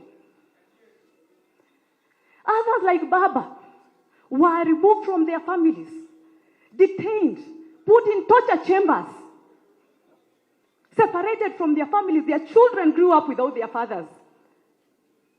There are people who did not, there are women who never saw their sons for years. There are wives who never saw their husbands for years, and they did not know even whether they were alive or dead. That is what it took to give us multi-party democracy. And we shall not stand still and watch as one man destroy what was attained by blood. We shall not allow him. We are going to fight back. We shall not sit and watch one man take away our freedoms, our rights. We shall not stand and watch one man. Freedom is coming tomorrow. We shall not sit and watch one man destroy our constitutional institutions that safeguard our democracy. IEBC and ORPP, we shall not watch. Oh, by God, we shall fight for God and for country. If we have to go back to protest, we will go back to protest. Tutarudi maandamano. Tutarudi maandamano. We are going to take back our country. And I want to finish. Hold on. Baba Raila Amolo Odinga, on 21st of December 2021, he stood at Kasarani Stadium and said, and echoed the very great words of Martin Luther King Jr., that I have been to the promised land, that I have been to the mountaintop and seen the promised land. Today we know that Baba will not get there with us, but as our generation, we shall get our country to that promised land. Let us fight on. Hey, mrembo si mrembo, mnoma si mnoma, mkali si mkali. Aya, Mheshimiwa Cecilia Ayot walisema tuna warembo, kwani hawa ni nani? Viva comrades, viva! Viva comrades, viva! Biblia inasema kwamba sauti ya watu ni sauti ya Mungu. Si ni kweli? So mimi Ayot na hapa kwamba nitasimama na Wanakenya wezalendo kulinda haki zao. Ewe Mwenyezi Mungu nisaidie. So mimi kama Ayot, mkiniona mimi ni mwanamke bado mdogo, niko kwa umri wa uzazi bado. Lakini kwa sababu ya hizi takataka za shisha, mimi Ayot siwezi kuendelea kutoa mbegu. Sio ni makosa? Sio ni makosa? kama familia moja ya ODM vile baba Raila Amolo Odinga alituacha. Asanteni sana, Mungu awabariki. Asante sana Mheshimiwa Junet. Sasa muda wangu hapa unakamilika, na mimi nataka kuwaalika sasa, these are our deputy party leaders. Naanza na deputy party leader wa Mombasa, governor wa Mombasa, Governor Abdul Swamad Sharif Nasir, ambaye in turn ataita Governor Simba ambaye ni kama mwenyeji hapa pia, alafu ndio atatuitia wa party leader. DJ umelala hapo, unajua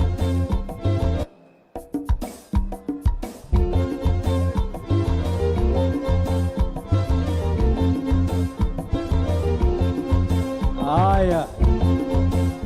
Asante ODM,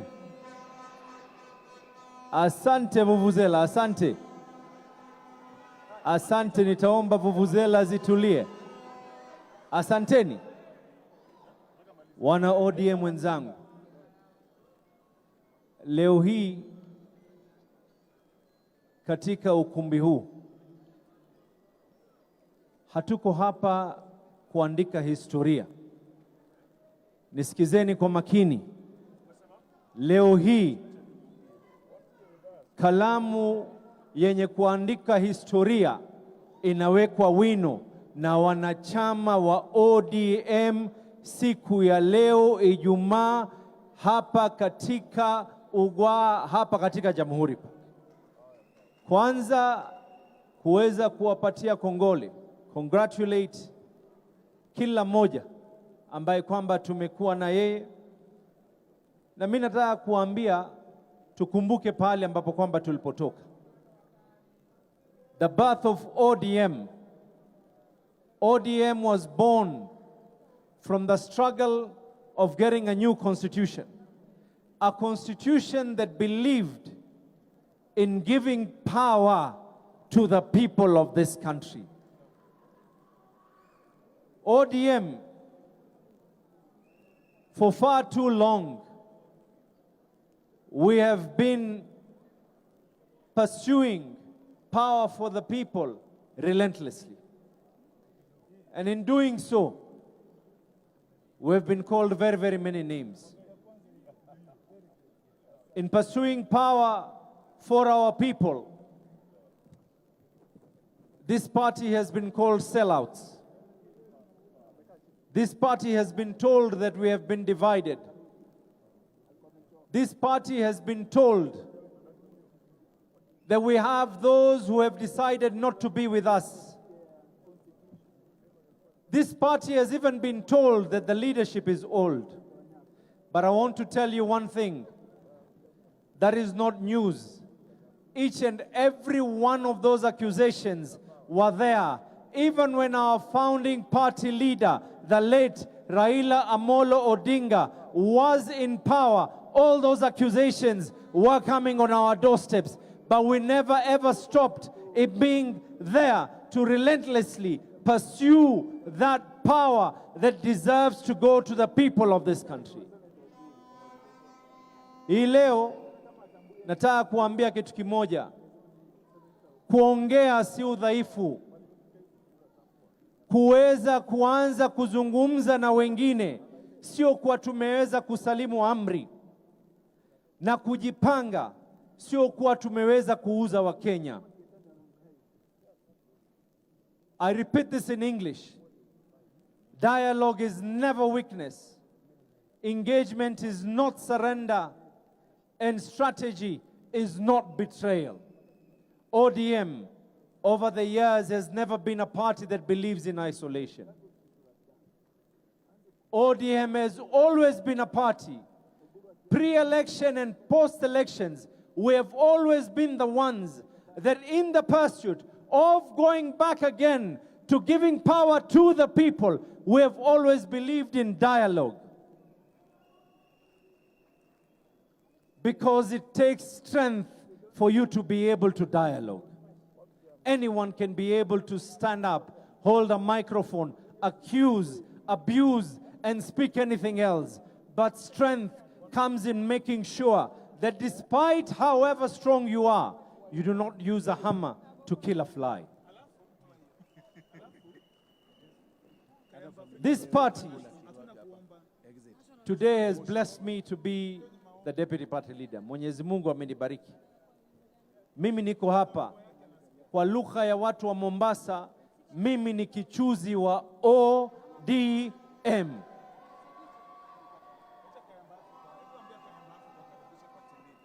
Your Excellency, this is a movement. ODM is not just a party. It is a movement. A movement that has been able to withstand all sorts of pressure throughout the times. And it is a movement that has been built on resilience and unbreakable will of the people of this country.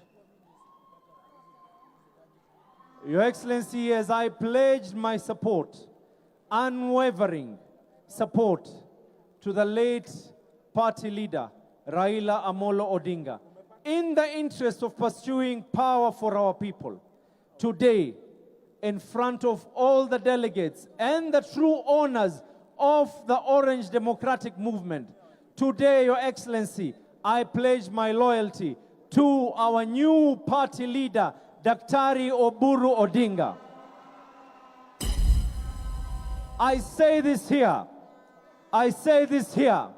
in the words of Raila Amolo Odinga, that he has seen and he has been to the mountaintop and he has seen what is there. He was not able to get there, but united we can be able to get there. I urge and I call on every single Kenyan, especially those who bear the flag and the colors of orange. Let us rally behind Daktari Oburu Odinga. I call on all those prodigal sons and daughters. This is a party that was built on principles, a party that was built through bloodshed and tears, a party that was built with structures. And if the structures have been able to make a decision, that decision should be a resounding decision. Whether it serves your interests or not, it should be a resounding decision. And I call on every prodigal son and daughter.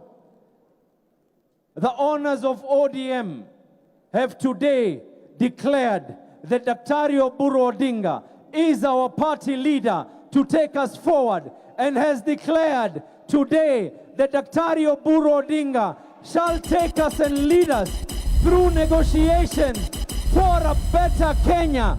I call on all of us to stand and rally behind Daktari Oburu Odinga. Wapinduru ya ODM. Asanteni sana.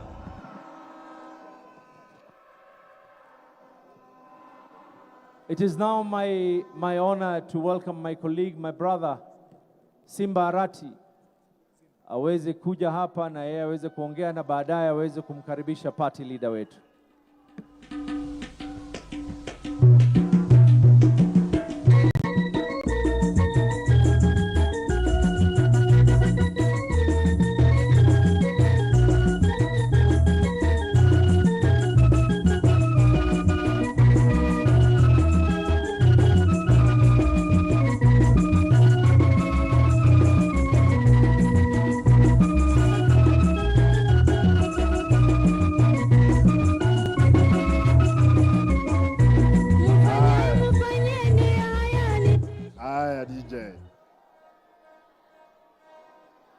ODM. Hebu nione, najua kwamba watu wamechoka, lakini wacha nione kama mko hapa. ODM. Mko tayari?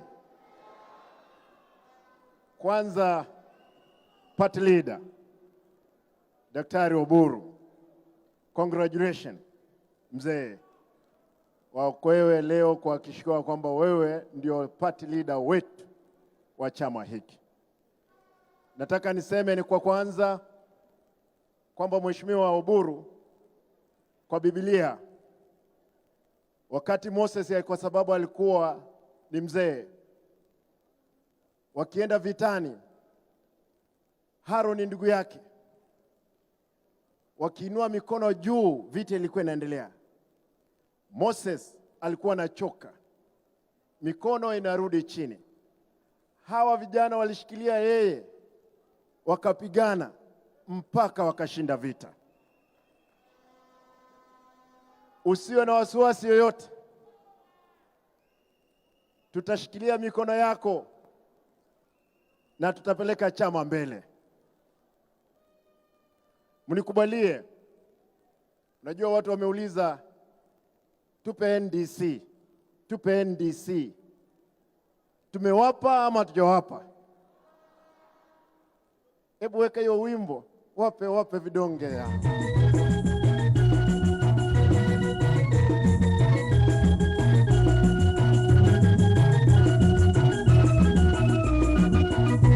Wape vidonge vyao.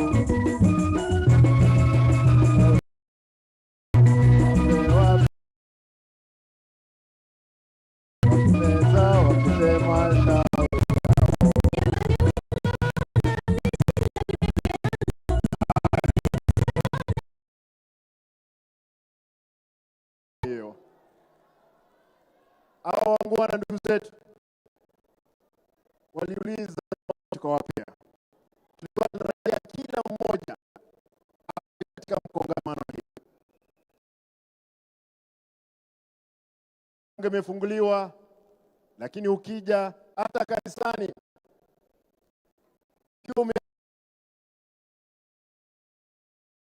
uwezi ongoza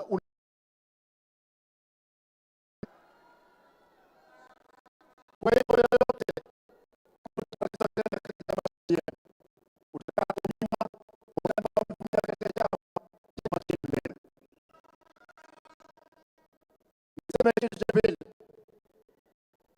chama hiki sio chama cha Jaluo, sio chama cha Luhya, chama cha Kisii, sio chama cha Wapwani, ni chama cha taifa, chama cha ODM.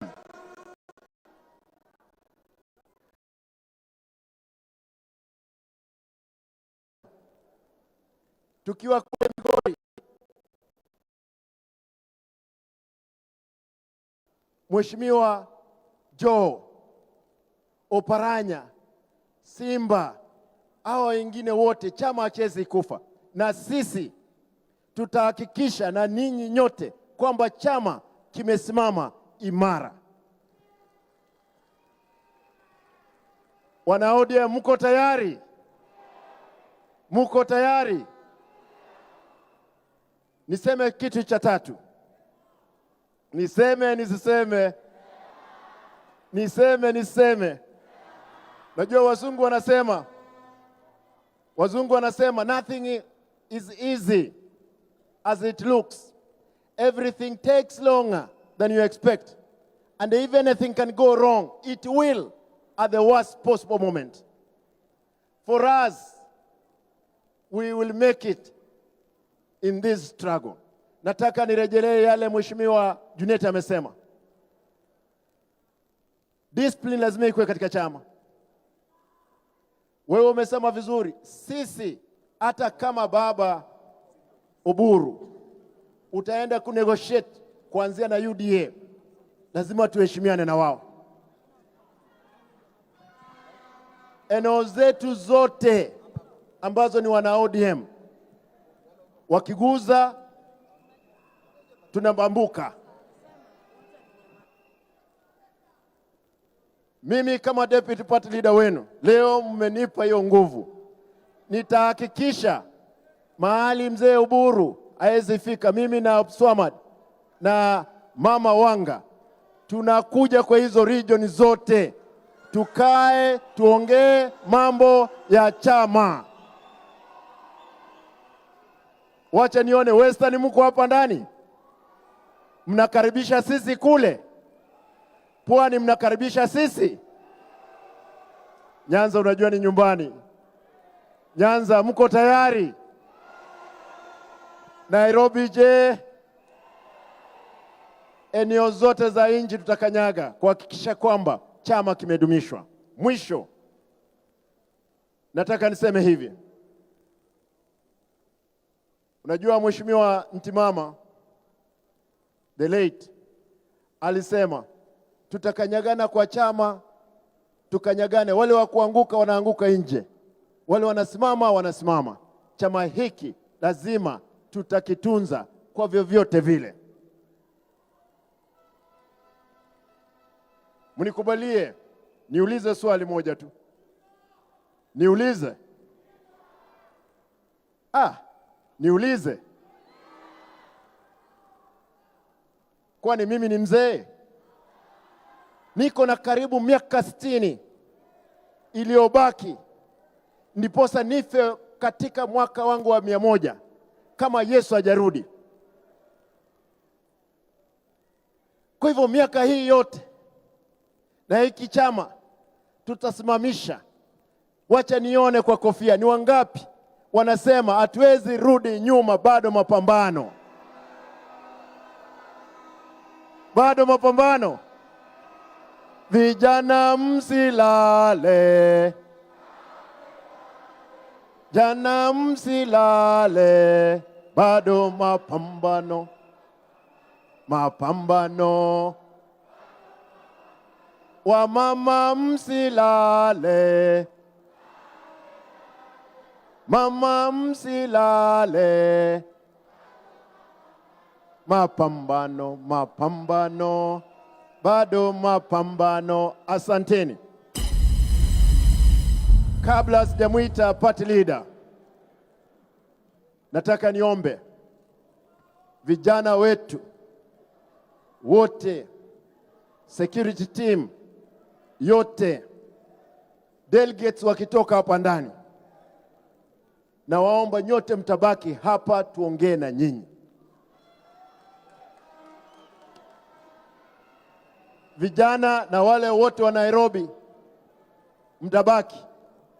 Mimi tutaonana na ninyi mundu kumundu.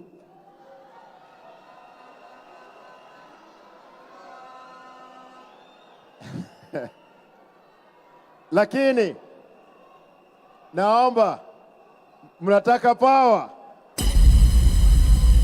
Haya. Lakini mnikumbuke tafadhali vijana, hakuna kijana anakwenda hapa nje kukimbizana na gari. Leo kimbizana na mimi.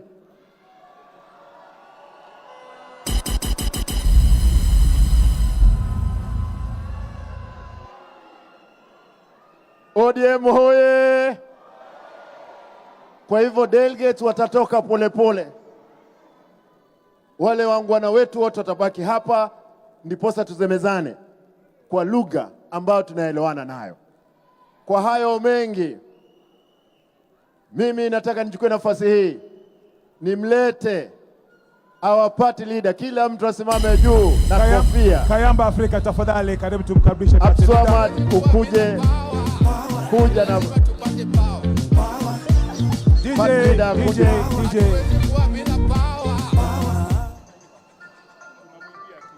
Weka wimbo bwana. Naomba sote tuimbe pamoja tukimkaribisha party leader wetu. Twende. Tushangilie Kenya, taifa letu tukufu, Kenya tunayoipenda. Tushangilie Kenya, taifa letu tukufu, Kenya tunayoipenda. Peperesha kofia, peperesha. Weka kofia juu kabisa. Najivunia sana tukijiita wa Kenya, nchi yenye baraka.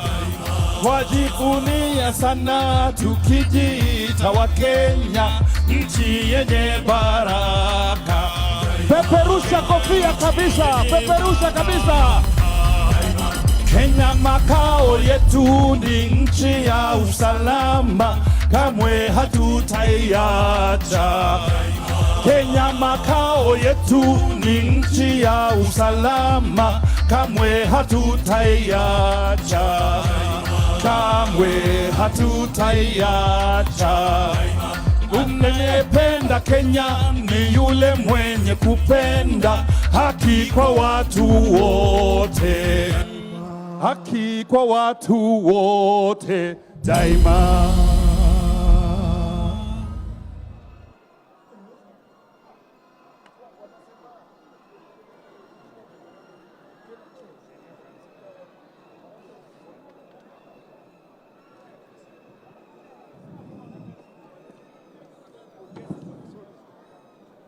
ODM. ODM.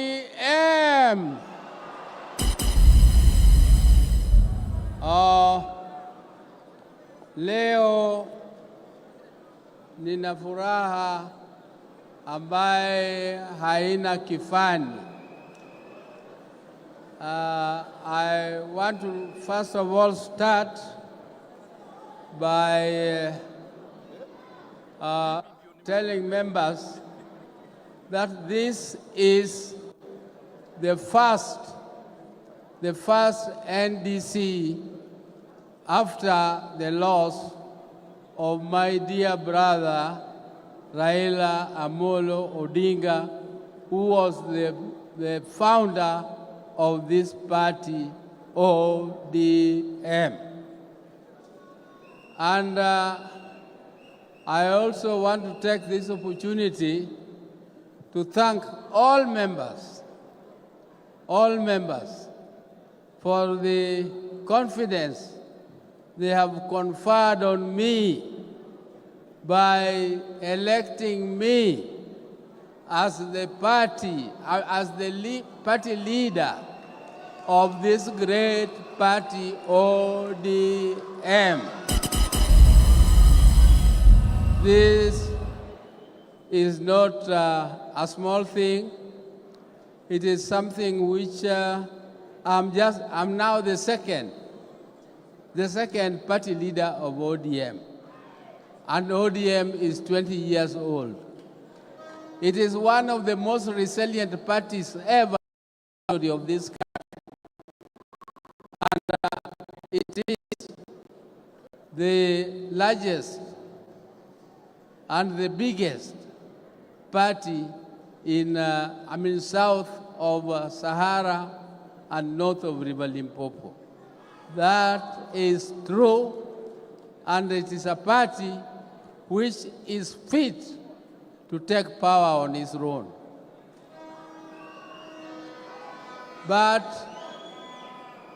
we as a party are moving on very carefully, because it is difficult for the country to go it alone. That's why you have also given me another authority. Apart from electing me the party leader, you have given me authority to start negotiating with other like-minded parties, starting with our current partners in the broad-based, as instructed by you. I will do it with my colleagues. It is not a one-man job. It is a job which is to be done collectively.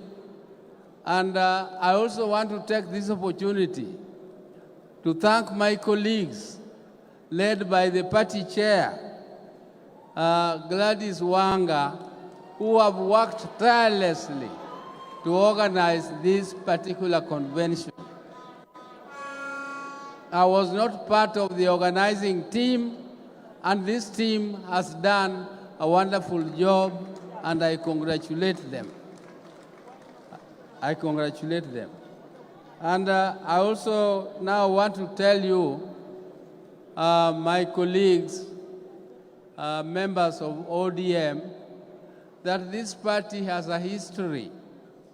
This party has a history, and I, standing before you here, I am found a member of ODM. And it was not easy to form this party. I can tell you that we were almost being expelled by the party where we were called NAC, because we disagreed. My brother, under the leadership of my brother, the late the President of Kenya, Honorable Mwai Kibaki. Honorable Mwai Kibaki did not believe in devolution. And Honorable Mwai Kibaki and another team left Bomas of Kenya, where all the negotiations by Kenyans were done, and one of the first principles of our party was a parliamentary system of government. The second one was devolution. And these were the two cardinal principles of negotiations of our party.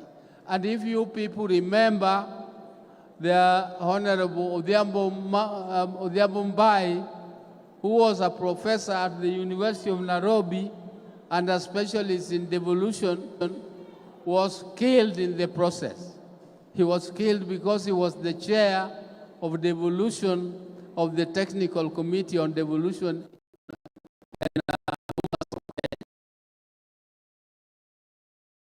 The Kibaki walked out and served parallel to the one of Bomas of Kenya. It was subjected to a referendum, and when it was subjected to a referendum, our team, which was saying no, was given the symbol of machungwa. The other team was given banana. And you know banana is weak. You can break it very easily. So we went to the people campaigning against the Kilifi draft. But after defeating the Kilifi draft, all of us who were members of parliament then were all de-whipped. We were all de-whipped and removed from all committees of the House. And it was after that it was decided that this popular thing of machungwa, which was endorsed by the people of Kenya, why don't we make this chungwa a party? Why don't we translate it from a movement to a party? And that is how this our great party, ODM, was formed. We formed it, but also with difficulties, because somebody from Meru had blocked the name ODM. So when we went to register ODM as a party, we found that the name was not available. But then, fortunately, we changed the name slightly to ODM Kenya. And I don't want to go into history how that ODM Kenya also disappeared from our hands. Those who know the Manzo and Kalonzo angle will say themselves. But then the Orange Democratic Movement was formed. And one of the cardinal principles was still devolution and parliamentary system of government. But as we now continue to negotiate, because we were still in government, though our people had been sacked from the government, we negotiated and went for devolution, but the other party took the presidential system, which was in the Kilifi draft. That was negotiation.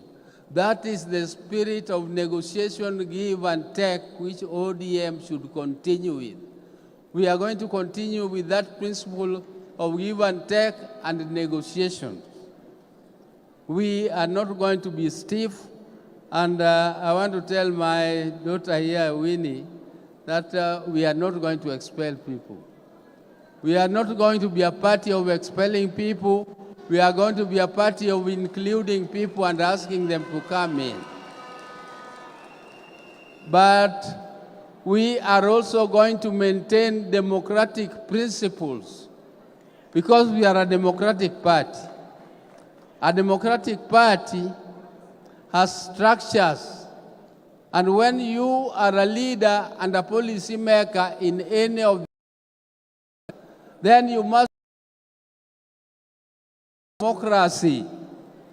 One of the cardinal principles of democracy is that the minority will have their say and the majority will have their way. That is how democracy works. Democracy does not mean chaos. And you cannot be a party leader. You preside over a meeting of NEC or of any of the organs, and then when you come out there, because you did not like what the majority passed, you start attacking it and saying completely opposite of what the party has passed it through its established organ. And if you do that, then you don't deserve to be in that position. You are not expelled from the party, but you cannot continue serving in a position which you are not fit to serve in because you are opposing exactly things which are against your own ideas, but which were passed by the majority of your colleagues. If you are strong enough, you should convince your colleagues so that you have majority in those committees. If you don't convince them, ni shauri yako. You cannot now go and seek sympathy that I'm being mistreated because of my tribe. We all come from a tribe, all of us. But the first tag of ODM is that ODM is a national party. ODM is not a tribal party, and we cannot expel anybody from any position because of his tribe. Your tribe now becomes your hiding point, where because you know what you have done, but you don't tell them the truth. You just tell them, mimi ni Jaluo, I'm being expelled because I'm a Jaluo.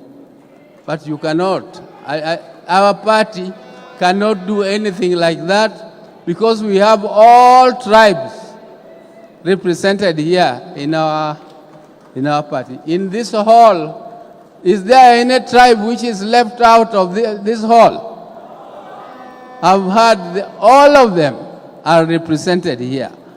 So our party continues on with that principle, and I, as your leader, I will not encourage indiscipline in the party because democracy does not mean chaos. Democracy does not mean chaos. It is not intolerance. It is actually just going by the principle of democracy. And I want to, I was not meant to talk long. I was only meant to thank you for making me your party leader. But I want to inform you that as we continue to negotiate in this broad-based arrangement, all of you know that we came through the window in this broad-based government. And we were left there by my brother Raila Amolo Odinga. He is the one who left us there. And we are going to continue to be there up to 2027. But before then, we are starting negotiations to prepare ourselves because elections is 2027, which is next year. We cannot just sit back and wait for 2027 and then we start moving and negotiating. We have to do it as an organized party, and a disciplined party, we have to start those negotiations early, and because of the authority you have given us, we are now going to move fast and see if we can agree with order, and we are going to put our principles. One of them was stated by UNET, that where ODM has MCAs, where ODM has MPs, where ODM has women reps, where ODM has senators and governors, that is non-negotiable. That is ODM area. We start from there. We start from there. But that is just one of them. That is just one small one. We are going to negotiate, and we are going to form a technical team to start the negotiations, and we are not going to be like other people are saying that ODM is bought. Bought by who? At my age, can somebody buy me? Will you buy me with how much? So I want to end there. My people, that our negotiations will actually be conducted in a manner that we shall ensure that come 2027, ODM is in power, and we are not ashamed to say we want power, and we are going to remain in power. Without power, you cannot do any policy. You cannot serve the people. So we can only serve when we are in power. Power first, everything else follows. So I'm not ashamed. Every party is formed in all countries of the world to seek power. So seeking power is not anything which is shameful. It is something we are going to adapt also as part of our principal slogans. ODM power! ODM power! Asanteni sana. Thank you, and God bless you all. Asante sana, tumpigie Leader makofi kwa hotuba yake hiyo. Watuonyeshe kwa Biblia wapi inasema tufuate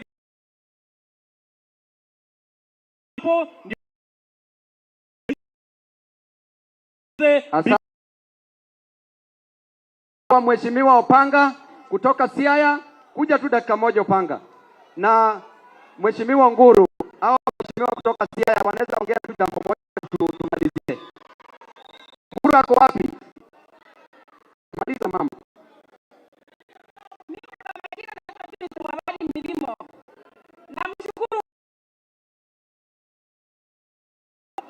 Hiyo ndio ninaomba nijua. Hii ndio siri ya Mirimo.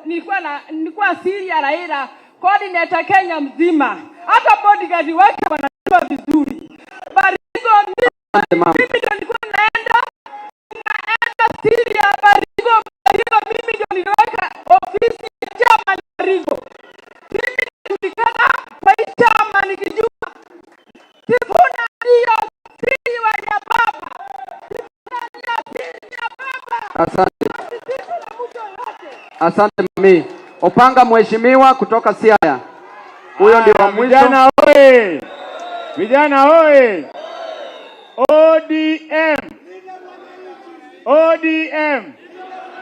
Sisi tunachunga baba kupitia Linda Wanai. Wale najua ni watu wa Tumbocrats. Na hapa tubanduki, tuko ngangari na tunachunga chama. Asanteni sana. Asante sana. Jose wa mwisho. Jose wa mwisho. Mheshimiwa Nguru wako wapi? Harambee! Kwa majina ni Joseph Kagai. Mimi ndio nachungia babu pale Embakasi.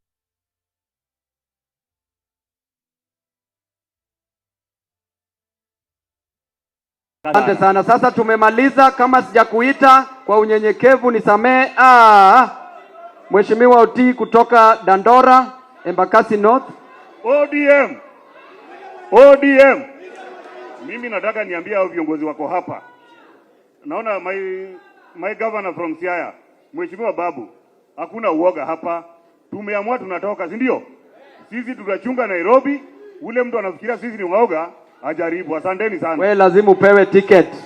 Sasa nachukua nafasi na nikimaliza, wale polisi tukishamaliza wakuje wapige tear gas hapa tukishaenda. Paris